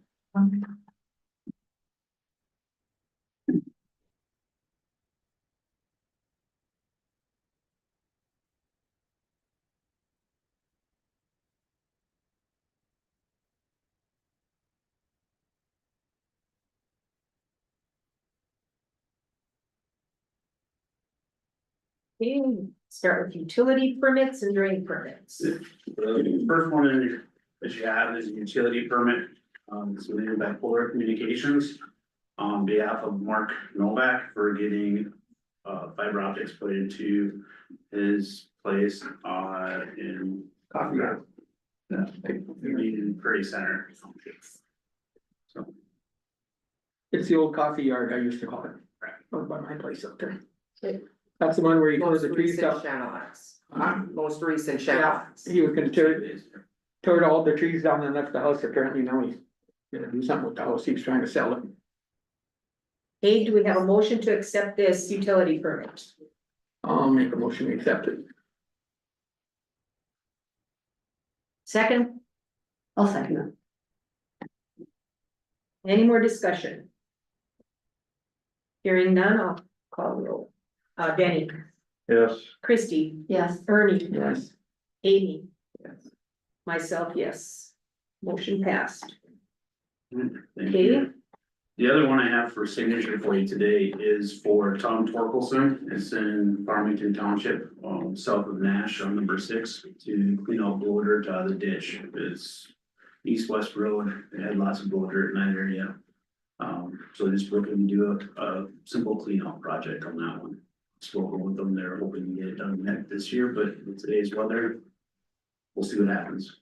So, but they've had 6 months to complete it, we can get an extension if they don't get it done, so.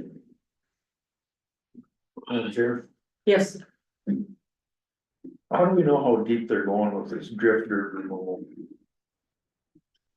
We just talked to them, and most of the people are only taking a couple inches, we've had a couple of the people that have used it and going a lot further.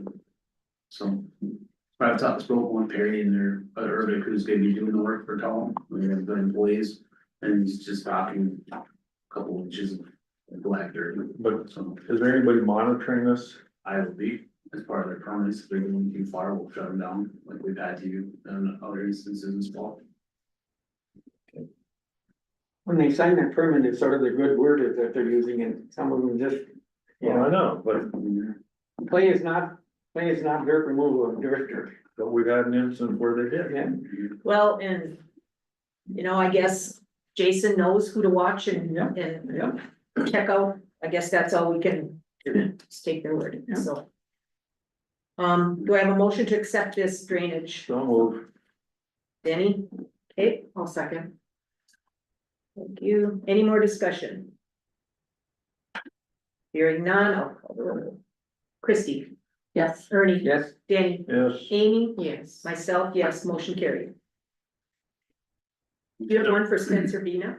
That's the next one I was gonna talk about. Okay. They submitted a permit for a culvert underneath an approach. So they're talking with the water board this morning and a site visit out there. The ditch needs a lot more than just the culvert underneath this approach. Like the water board said, it's been there forever and they've never had to be a culvert, so why all of a sudden now? When I drove out to the site and looked at things, we have cross culverts and that ditch just definitely needs cleaning. It is full, so we agreed to reach out to Beanas and see if they would be willing to clean out the rest of the ditch, so we talk about the culvert. To make sure that it's not just one little thing, because right now you can't even see where the culvert would go in the ditch and honestly, so. We're gonna hold that one and talk with Beanas and work out something with it. So that's why you don't have it in order from you today for signatures. Okay, Next thing I have for you, which we talked about. At the last commission meeting is the Open Gov program for running the work orders and history, for the highway department. I just want to bring that one back to you. To see if being after election, if we could move forward with this project. And I feel like it will greatly help us to going down towards the future, not only for me, but after that. Over the last year, I spoke with Dennis Marcus and he said this is a project that he wished he would have had years ago when we first came out with things, so. It'd be one of those things where finally get to it, so. Madam Chair, yes, are there other entities or counties utilizing this or highway superintendent? I guess for me, I'd like to see some, like someone else that has used this or an example of like an actual reports together instead of just, I mean, it's, you know, that it's gonna be valuable and helpful. It's not that I don't believe that, but I just feel like I would like to see something that's been in action and proposed for someone else. Yeah, there's lots of companies that got the. So if you could bring that to us, like get us more information versus just the bid, that would be my preference. Before, is there many in North Dakota? Morton County uses this program, and there's a couple of other counties looking at using this program. Most of the counties in North Dakota aren't using something like this. A lot of the counties that have a program like this are more than Cass County. And they have budgets where they have IT staff that have helped build the program for doing it. But even their programs aren't capable of doing everything that this one does. Danny? So you're looking at 21 to 24,000 a year for a 3-year contract, basically just track inventory. It will be tracking our inventories, it'll be tracking all our work orders, all our histories, so if any way in the future, even our bridges and things that we have now. We can scan them in, put them into this program, and if Ryan's in the field and needs to look at something, he can go back and look at past inspection photos. He can go back and look at past work orders, and we can see what we've done in the past. We'll also be able to track all of our inventories of our culverts. So when somebody's coming in and seeing we're asking for a culvert replacement, or something along that lines or a failure, we'll be able to see without going out there, what side of the culvert it is, what type of culvert it's made from, we'll be able to track it so we can do those things. And also track our inventories so we can have the things on hand that we need to without having a huge warehouse full of items. So we can keep going. Just seems expensive. Yeah. And Madam Chair, sorry, you say these counties that have IT staff. So who would be responsible for this in our county, the size of our county, when you say IT staff? There's a lot that goes into being an IT staff, so if it's gonna be you, or gonna be Tammy, then that's time, that's gonna be away from your job. That's part of the $21,000 thing, they're the IT staff. They hosted, they gave us help anytime we need it, we call them, they are our IT. And they're located where? Chicago. So that brings my other concern, I mean, we're dealing with Chicago for bridge inspections and we don't feel like they have a handle on our needs. I mean, even if they're helping us, you still have to provide the data, which takes time, which entering. I'm all for IT and getting someone to assist, but I don't like the idea of it falling on your department to take care of all of this or paying additional people for. I guess, my question is, and I realize this would be a big help, but it's got a heavy price tag. And how have we been doing it? And doing just fine? It's in multiple programs, Well, multiple different things, access databases that nobody really uses anymore. So well, could it be used a little more?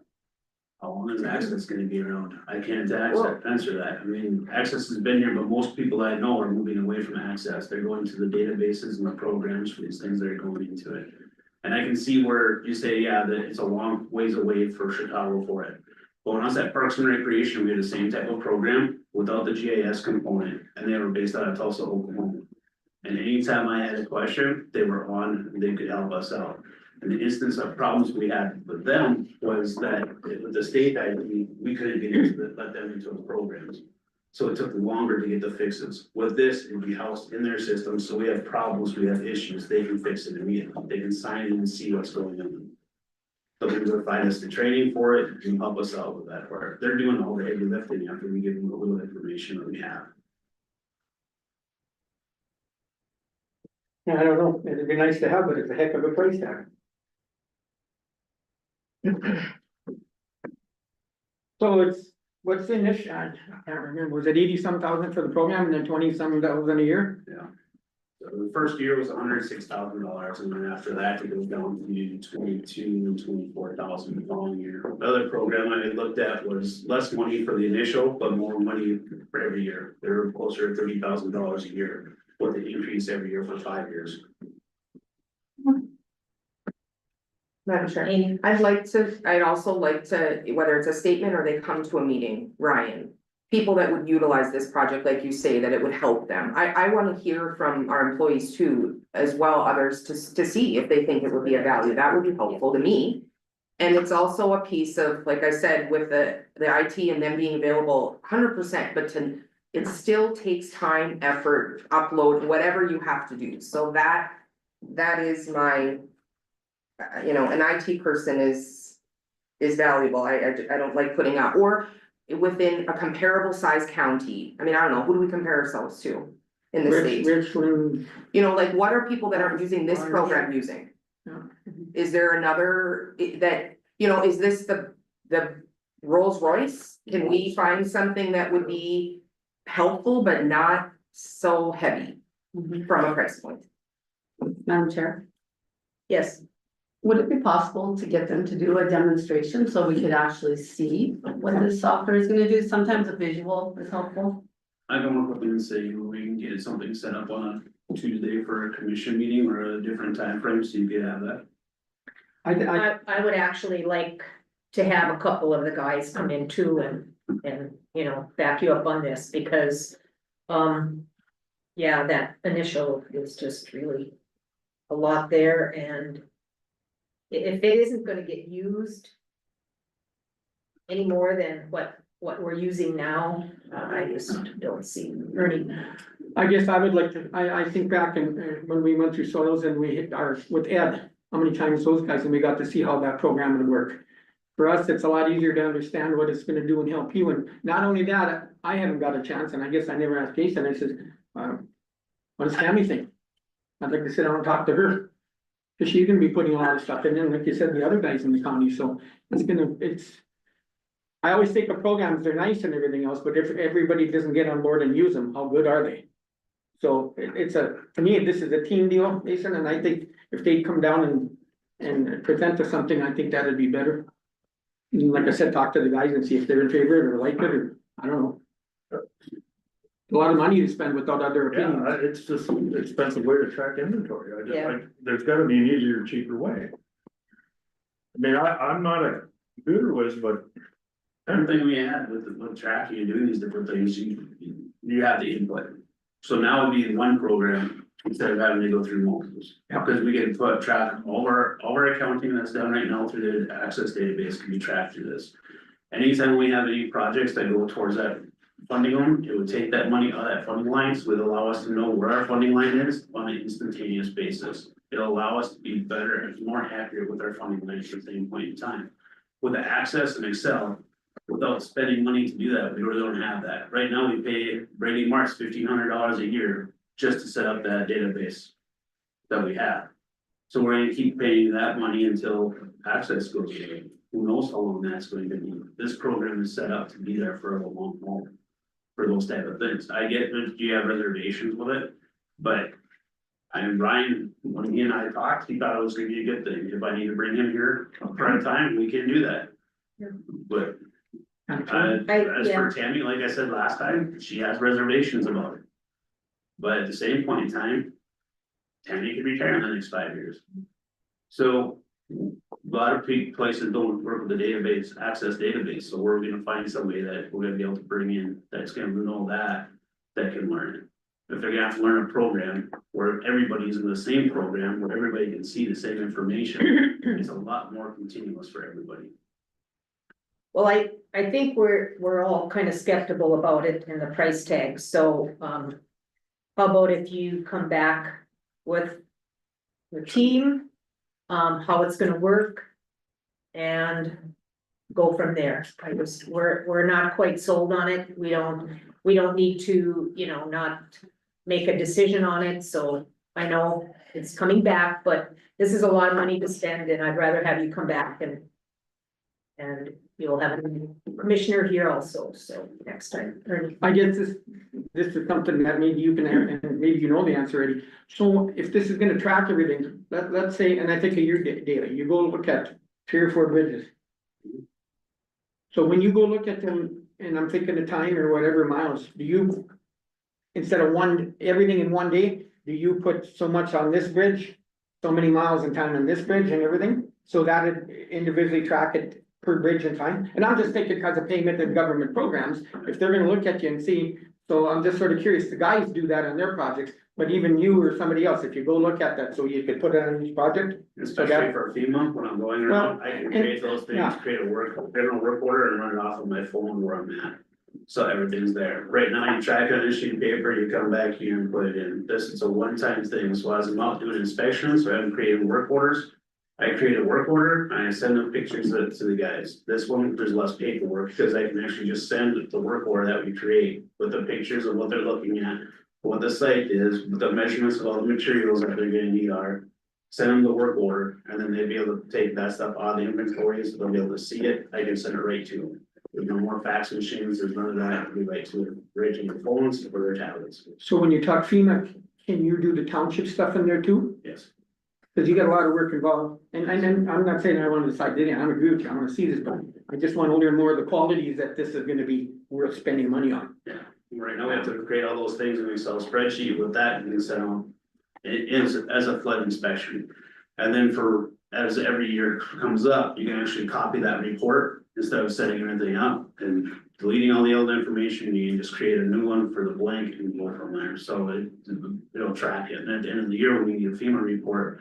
You can have one print report, and it says the average expenses for the week. It's got the locations, the sites, and all that information on there, so that you can have that information for the meeting.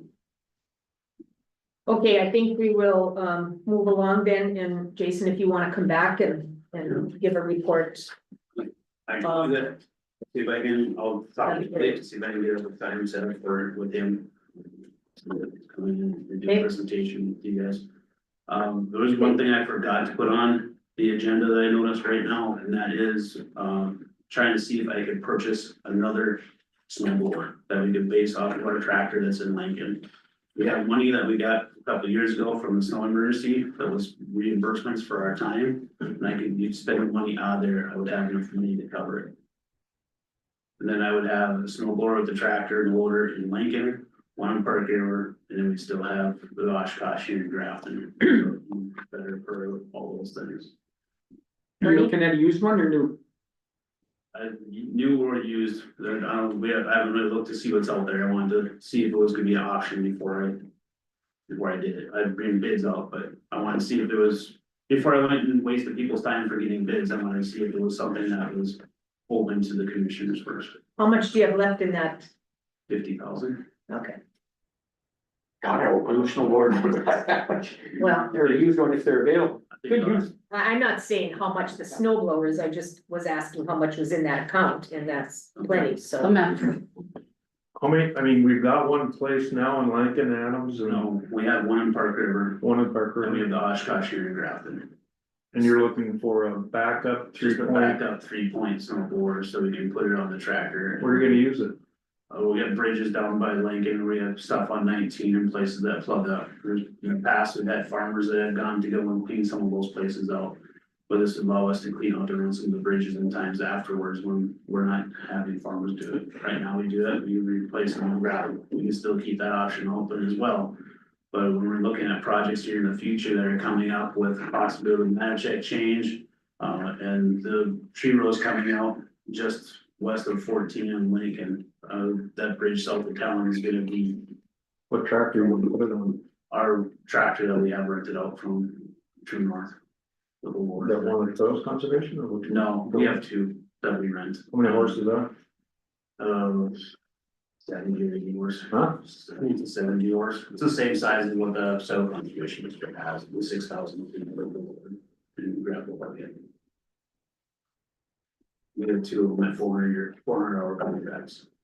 So we're gonna go next year, running the contract as well. Do we have a motion to allow Jason to, purchase a snow blower? Well, you're gonna get bids, weren't you? I'll get bids, Oh, well, yeah. we still have to. Do we need a motion to, I don't know okay? if he gets bids. Okay, well, I never know, sometimes you say we have to have a motion, some things, Not to get bids.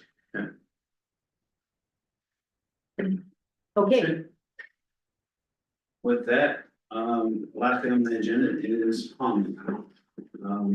You've asked me to get information on it from the Corps of Engineers and what I've received so far. I'm still waiting on contact information from the Realty office in St. Paul. But our lease for Hummy ends in July of 2034. 2034. And with that lease, it states in there that we are not allowed to have people camping for more than 30 days in a 60-day window.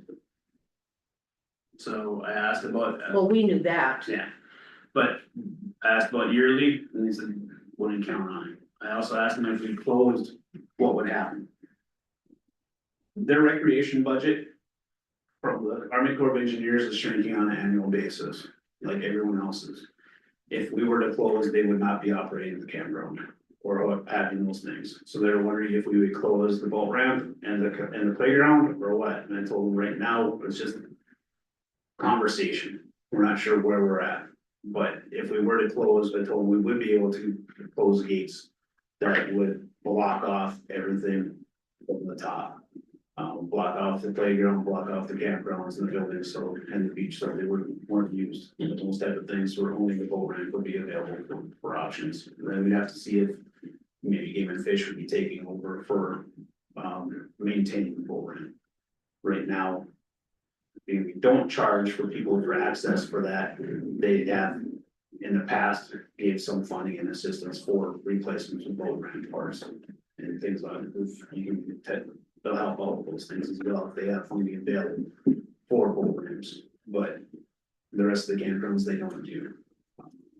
So that's the information I have for you at this point in regards to money.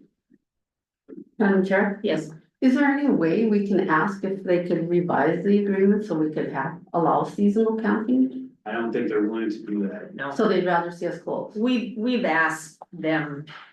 At They'd least rather see once. us close than allow seasonal Well, camping It If it they- wasn't, to we weren't, generate income? we weren't talking about closing, we asked them if we could have the seasonal, we never said. Please allow us for, seasonal camping or we'll close, that was never in there, so, I So mean, could we possibly present that now? Because I feel seasonal camping would hopefully generate more revenue. well. If we can't get people to come and camp for the weekend. Or a week at a time or whatever, how are we gonna get seasonal camping? I think well, I guess in my opinion, you probably get seasonal camping easier because you get guys that come up for construction Well, or working or things We like do, that. but and, we you still know. have, issue of things there, That's it. And I so. put the feelers out on Facebook and asked for, input, advice as to what we could do, what we could provide. Well, One of the biggest things was that. So I don't know if the court would actually no, approve. they're not gonna change their mind on that, why would they? Guess we can ask them again. Danny, you're. I guess my idea is just close off the camping side. They can leave the play on the playground, they can make a loop around there and look at the water running over the spillway if they want. Cut off the camping. So if we cut off the camping, are we still mowing and still maintaining everything? Cause someone would have to maintain the playground, otherwise there's going to be It would be a disaster. liabilities and Well, that. Yeah. Yeah, we would, you could hire somebody to come out from where, but I don't see closing off the top entirely. I'd like to just see close off the camping side.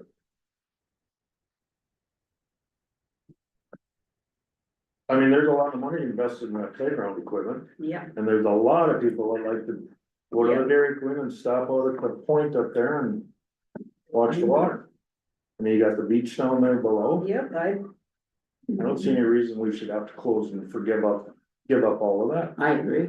Well, and this year with the upgrades that we did, one of the things I found is bringing the pass box from the point of entry to the office. And I have a gazebo, a pop-up gazebo. And I stock everyone. And, the revenue for season passes went almost doubled. I sold almost 100. but that doesn't still make up for what we spend there. Right. It just doesn't make up for what we spend there. However, We can't keep going in the hole like that. what the money that we are having to put out has been mainly for the water. We've been in existence for 76 years. The full hookup side has been up for 20. When the full hookup side got put in, that was all upgraded plumbing, and it hooks right into rural water. The other plumbing has been in there for 76 years. It's old, it breaks every springtime we have this issue. Because the one bathroom from across the office, I guess back in the day, it was not built the way it should have been built to do the runoff of the water. Every springtime I have, water breaks, pipe breaks, plumbing, it's always been an issue. This year, we shut the water off earlier, in the middle of October. Just to be able to avoid and try to get it all, flushed out. So we don't have these problems next year. 2 major breaks were fixed this year. However, and Jason, do you know what the latest water report is? No, I haven't received the last bill yet, but the bills, as you know, have been substantial for the Yeah. last. Yes, Those breaks, we brought raw water in to help find them because we couldn't find them. Yeah. Where the soils are, they go down and fill in the lake before they'll expose themselves on the top. This last year, we've made about $9,900 in the campground and about 22,000 off of the dailies and What's that? 22,000 on the dailies for the people just coming in, the playground usage and those things. No matter what we do, we're not gonna have the money to increase. Some people have asked me, well, why don't you just put in more sewer sites? Well, it's a possibility, but to put in new sewer sites, we're also gonna have to update the sewer. And the last time I did anything with the sewer project was at Parks and Recreation, you're looking at about $250,000 to do something along this side. Because you're not gonna build a lagoon system to do it, and this brings a whole new regulations, but just for the sizes, this is as big as a sewer, water, electrical sites that we can make underneath the laws that are out there. Changing anything else like that, I don't see it. It's not gonna gain us that much money. Also, while we have a lease that says we can't have people there, we have had people that have been there for 2 months for workers. They move sites. Is it completely in compliance with our lease? It's a great area, because they're not there, but it's the same person, so technically probably wouldn't be, but we've done that, it's been a practice for a long time. well, and the Corps probably just looks the other way on something like that, so. But what it boils down to is, in order for us to keep that open, we needed full. Almost every weekend, well, not almost every weekend, we needed full every weekend, and it hasn't been full. So I don't know what, I don't think it's ever been full. It's never been, well, that I know. not even at 4th of July? I thought you have said in there that, Yeah, 4th of July. yeah, but I mean, yeah. I have people that have said to me they will not be coming back. And we can't have that. We have to do something in order to have people come back to camp at Hommy. I think Christie was Yeah, next. yeah. So I think you answered one of my questions. So first of all, our income that we take in is around 30,000. What it's costing the taxpayers, 100,000. It doesn't We work. have on average, how many campers out there every week? On average, On average for the full season, we're not at 10%. I would bet we're 4 or 5 on it.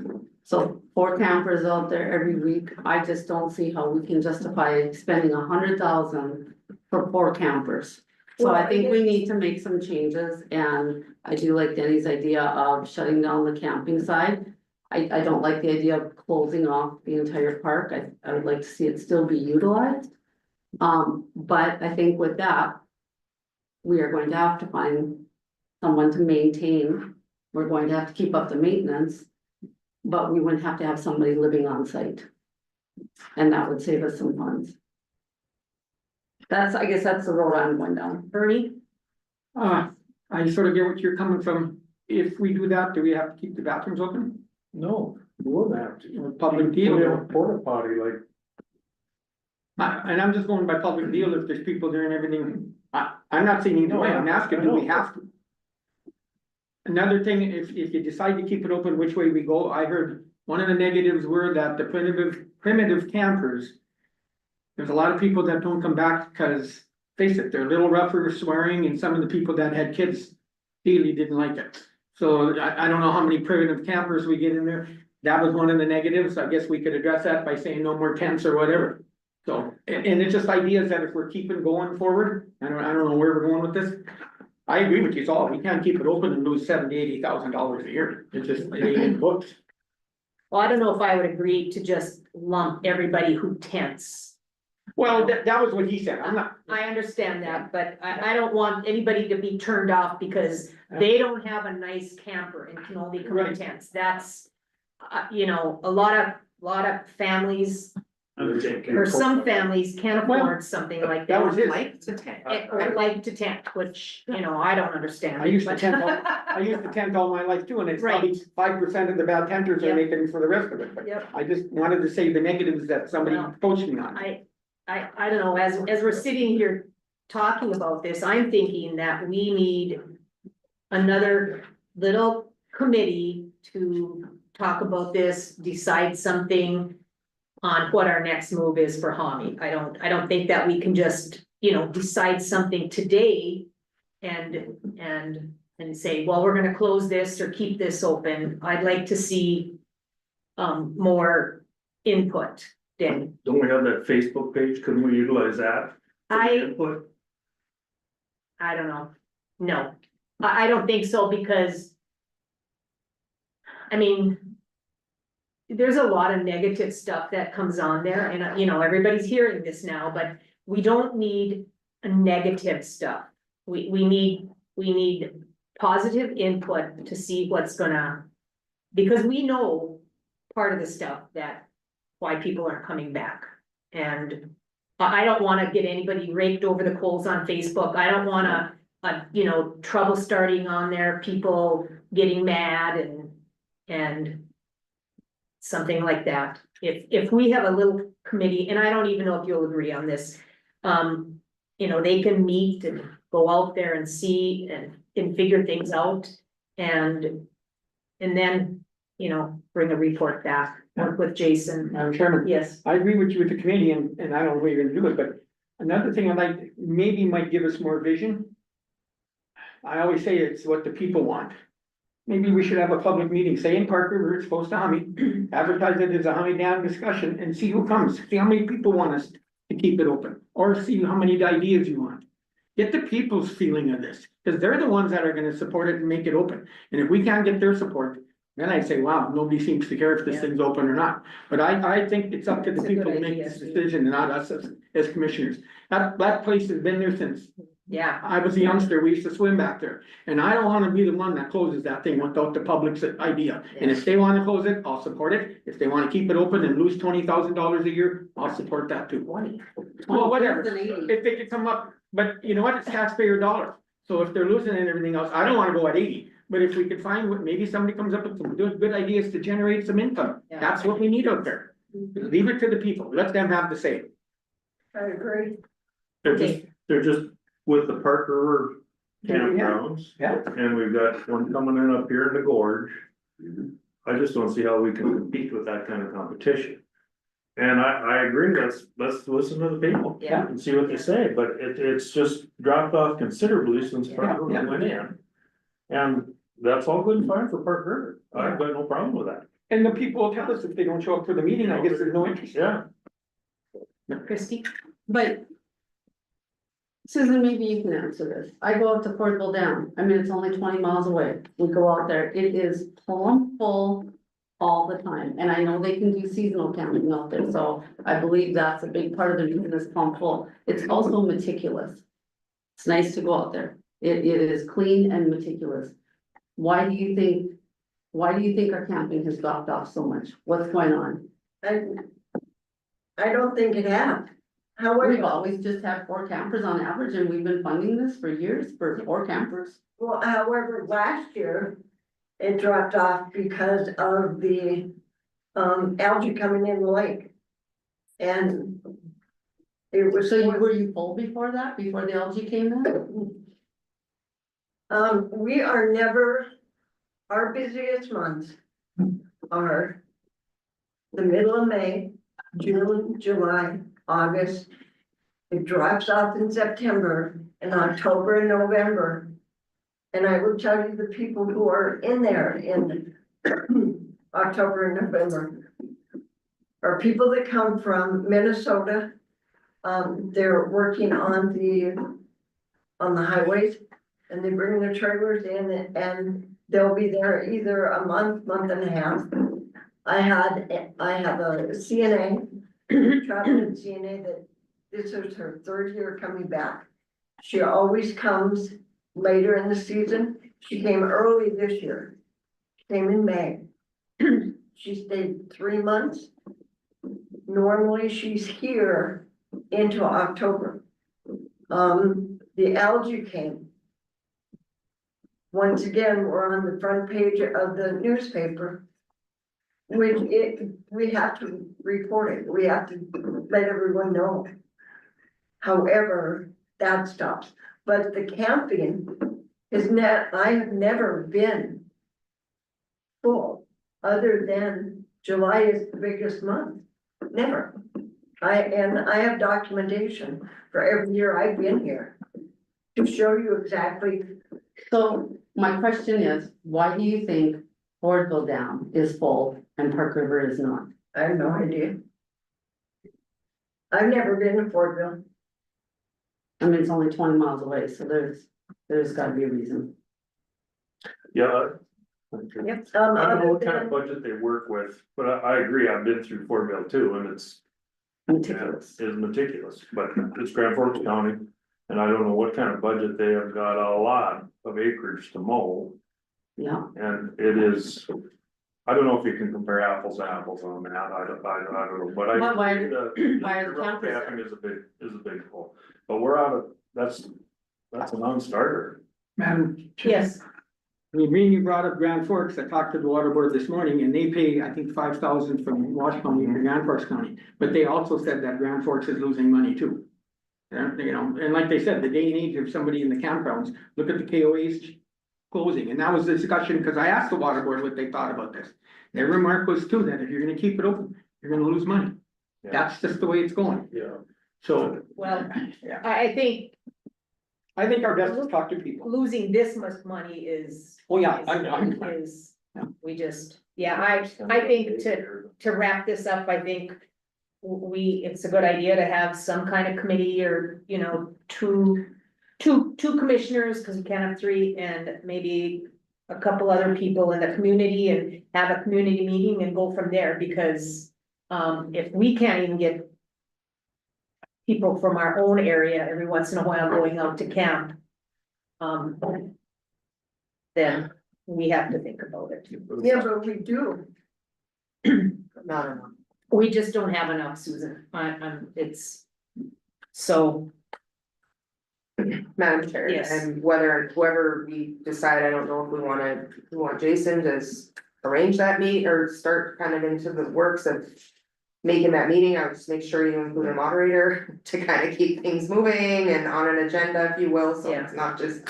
Well, I would Yelling say back one of and the forth. commissioners could do that, and This has been something we've but I've never gotten a straight answer on this, but Susan, are your dogs still there? They were every now and then.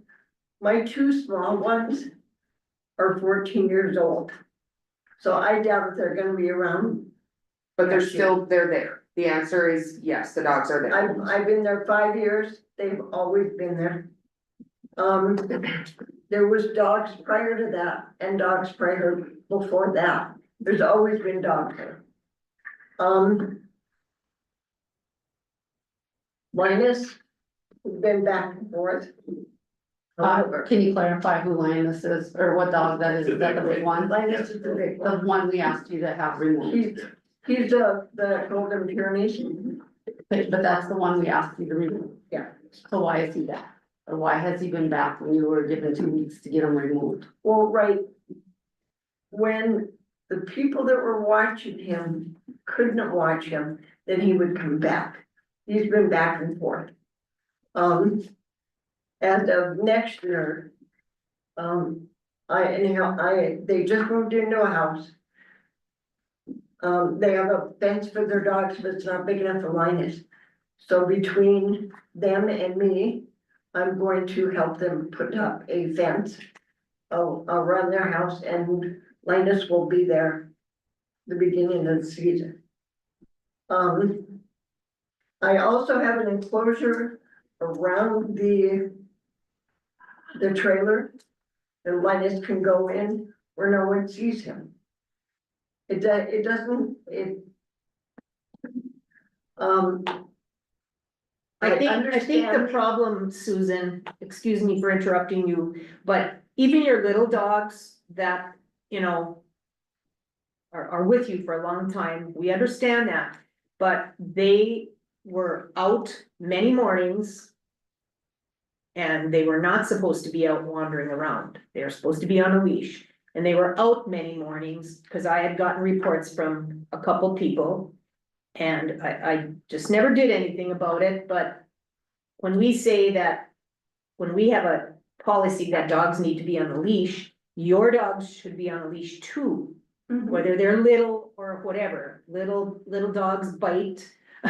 Even though we say they're old and they wouldn't hurt anybody, we cannot be responsible for that. Madam Chairman.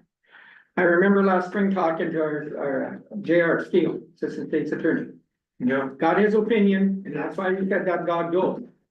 I'll tell you what, if we get down to it and everything else, and one of those little dogs bites somebody, our insurance and liability will not be covered. And if we're gonna be here and we're gonna think about the county, we gotta protect the county. To me, I'm sorry, they're young, they're old, and they get attached like family. To me, if we're gonna keep that place open, there are gonna be no dogs there, just because of liability it puts on the county.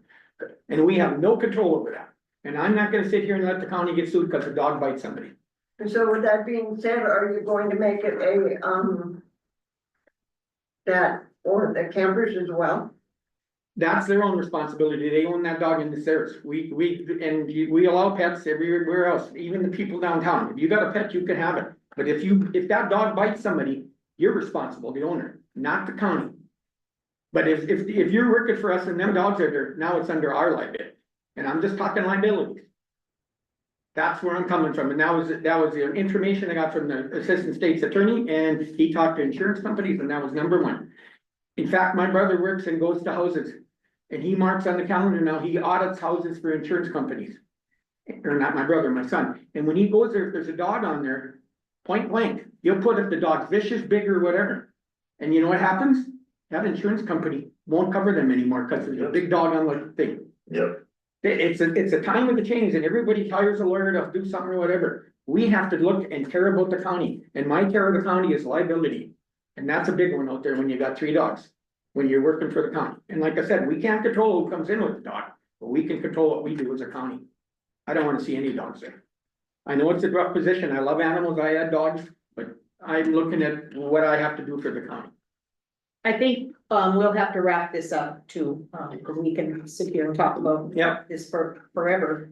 I think the consensus is to get a little committee together and then have a meeting with the public and see where we go from here. Okay? Okay. Would we put that on the agenda for next meeting? It's us, like a committee to talk about it? Yeah. So we get moving with this? I think we gotta get it done early in the year so we know where we're going. Yeah. I'll volunteer as one of the commissioners on that committee. Danny, if you want, I will from this area. I'll do it. Okay, Danny and Ernie, okay? Thank you, guys. Okay, anything else? All I got for you today. Do you have anything for me? No, thank you. We have unfinished business. Ernie, you wanna talk about DOCR with? One question, are we ready in case it snows with the plows and everything? Okay, that was. We're still putting some of these forward. Okay. Thank you, Susan. And I'd just like to make a comment. I've heard, who's running the grader out in our area? Is it Bobby, the new guy? Bobby is on 19 and through the Lincoln area, the south part of Lincoln area, and Bob is, there's portions of it too, but Bobby is the one that's in Lincoln. area. I've heard several good comments, Nothing but. but good, Yeah. like really takes his time, goes back, Those does. packers are, A big deal. they're You working. get one, Yeah, yep. they're good. I forget what we paid for them, but About 30,000. no, I've watched Bob work and, yeah, Mike is good too, so. Yeah, yeah. They're both good operators. Both with Bob Bobby, this is Bobby's first year ever running that piece of equipment. Danny and Eric, we got 4 good operators. So there's a Okay. Bob and a Bobby? Yes, Okay. we got the Bob. From the same- Okay, Ernie, Bobby you wanna, Lardner. Ernie, you wanna talk about DOCR work? I Sure. I just, Thanks, Jason. I don't know if you're aware of it or saw it on the news that Grand Forks County. They were talking about the DOs, I always say this wrong, DOs. Department of Corrections, whatever. And I saw it and I talked to Ron here and I said, you know, we got a discussion. They're looking.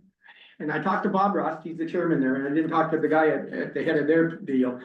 But they don't know what they're gonna do, they're meeting today, and their ideas are maybe send one letter to the DOCR and maybe some to the legislatures.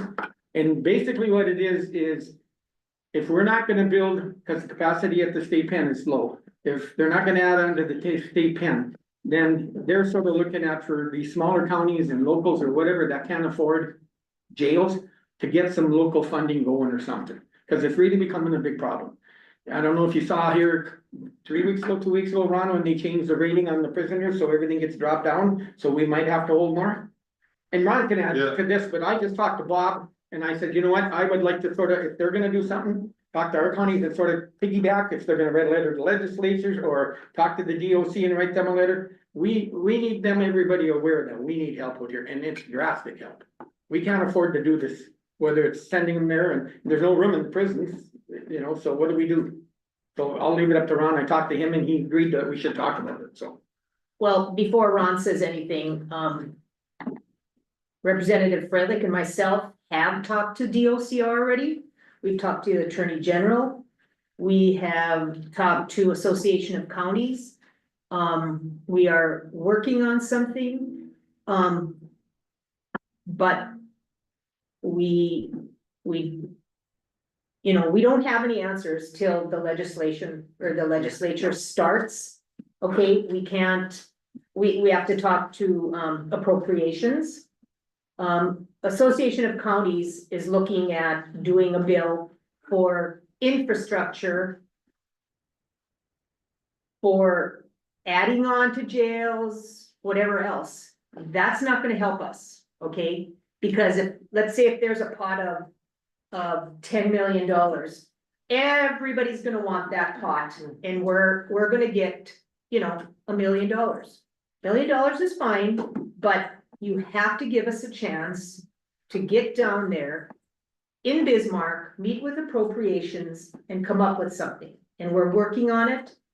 That's all we can do. I mean, we're trying to get, there's 3 counties, Walsh, Richland, and Ramsey, looking at getting our own infrastructure for new jails. I told the Association of Counties, yeah, we can get on board with you with that bill, but like I said, it's not helping new jails. We need money for new jails, or not, we need the whole money, we need help. We're not gonna get, you know, $10 million, we're not gonna get $20 million, that's just not gonna happen. I wish it would, and maybe I'm wrong about that, but we are working on that. We can't do anything more with it, and this is now probably the 3rd or 4th time that I said, we are working on it. And, you know, Representative Freilich has met with DOCR, she met with him, okay? They can't do anything to move the legislature forward with a bill, so if you just have some patience, let us get down to Bismarck to draft something. We have people who are gonna be there to help. But we need to, you know, meet with appropriations and get them on board. And if you wanna do anything, call Dave Munson. Okay, he's on appropriations. He is one of the head of appropriations, and tell him what we need. Don't tell him we need to fund the whole jail, because that's not gonna happen. It's like getting money for, you know, anything else, but we are working on it. That's all I can tell you. Karen, Ernie. is there, and I didn't wanna, you know, do this, I'm just thinking, so can we, I don't know what you'd call it. Even to you and Freilich, so it shows support, a letter of concern saying, you know what, we're concerned here in Walsh County, whatever help you can do us, either the DLC or whatever, and I know you're working on it, but doesn't a letter help you a little bit more if you could show people that we're concerned Well, from the county? You know, they know I'm a county commissioner. I know. They know that and I'm always, it's not gonna hurt, Yeah. but it's not gonna do anything more than what we're doing. right, It's not gonna hurt. Okay, I think there's a proper time for that, Ernie, and I think after the bills are drafted. yeah, When we're looking to support those bills, is probably that time. I know there's frustration, from the counties, and I'm as frustrated as anybody about the DOCR, and you're talking about the DOCR, the prioritization plan of holding county prisoners and not taking them into penitentiary. And that's because they're full, and Yeah. they have to let people out to make room for, and Colby Braun is the new head of the DOCR, and we've had meetings with him. Their plan is to build on to the men's penitentiary, which needs to be done. That's the first step. But also on the county level, there is no more room in our county jails. So, and that's part of the reason why we need to continue to work on building a jail here, is because there's no place to take these people.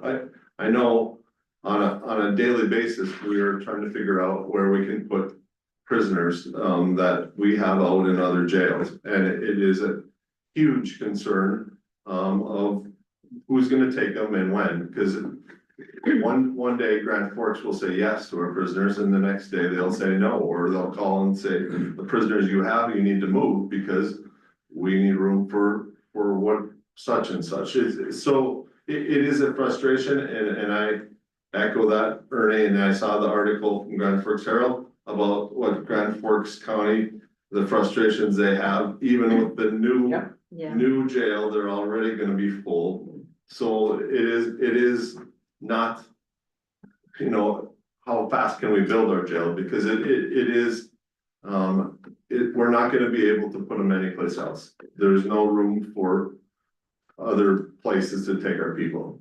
Ernie. I'm glad your legislatures are thinking of this. I didn't Well, hear we- anything about it, and it encourages me that you're gonna talk about it, so we're going on the right trail. I just wanted to bring up this discussion to get something going, and I didn't know you were, so I'll have patience and wait, you bet. Yeah. I'm glad to hear that. I've told Denny too, cause he's on my back all the time. We've been working on it, Okay. and, you know, what we're probably gonna ask for is an emergency clause, that it's, if we do get funding, we can hopefully get money right away.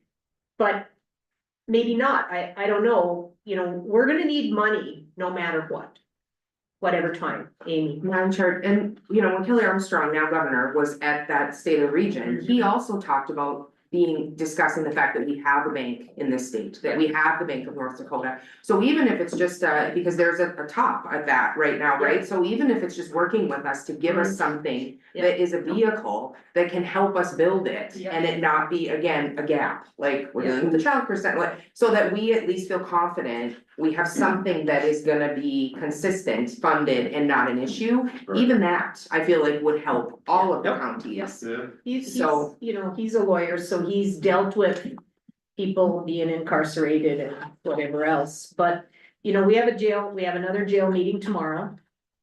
Tomorrow or Thursday? Tomorrow. Yeah. Tomorrow, and we're gonna, you know, full steam ahead on that, and, we'll work on this, whatever we can get, so, that's all I can say. Good, I'm glad we had this discussion. Yep. I think moving forward, I'll continue to work with Karen and the rest of our legislative people, and we'll continue to move forward with this because we have no other choice. And when this comes up, I will let you guys know as soon as possible. You guys need to come down to Bismarck Yes. and testify at the appropriations. Yeah, absolutely. I mean, one can testify, but we need representation from here. And, you Yeah, know, for Ron sure. will be there and whatever, so. Okay. With that. I thank you for the discussion. Thanks, Ron. Thank you. Thank you. Okay, do we have any more That's it. So you're fine, Gamble? 1:30. Is it what? 1:30. 1:30. I just have one, last thing. Don't do it. My final meeting. I'd like to thank. Most of all, the Walsh County residents. Their support that I've gotten for the last 12 years. Everybody's been great to work for and with. And then second of all, I'd like to thank all the employees of Walsh County. They've been here to support me. They were here to support me 7 years ago when I lost my husband. And wasn't gonna do this. I'll be fine. It has been an honor and a privilege for this county. I want to thank my husband and my son who are here for my last meeting. I want to thank you guys for putting up with me. I hope that, coming up with the new commissioner here, that you guys would work as a team. That you would be here to support the residents of Walsh County. And, yeah, I just like, and thanks to Todd and the paper. And, I'll miss it, but I'll be in Bismarck. This 12 years has been very fulfilling for me. And like I said, it's been an honor and privilege to represent Walsh County. So if there's nothing.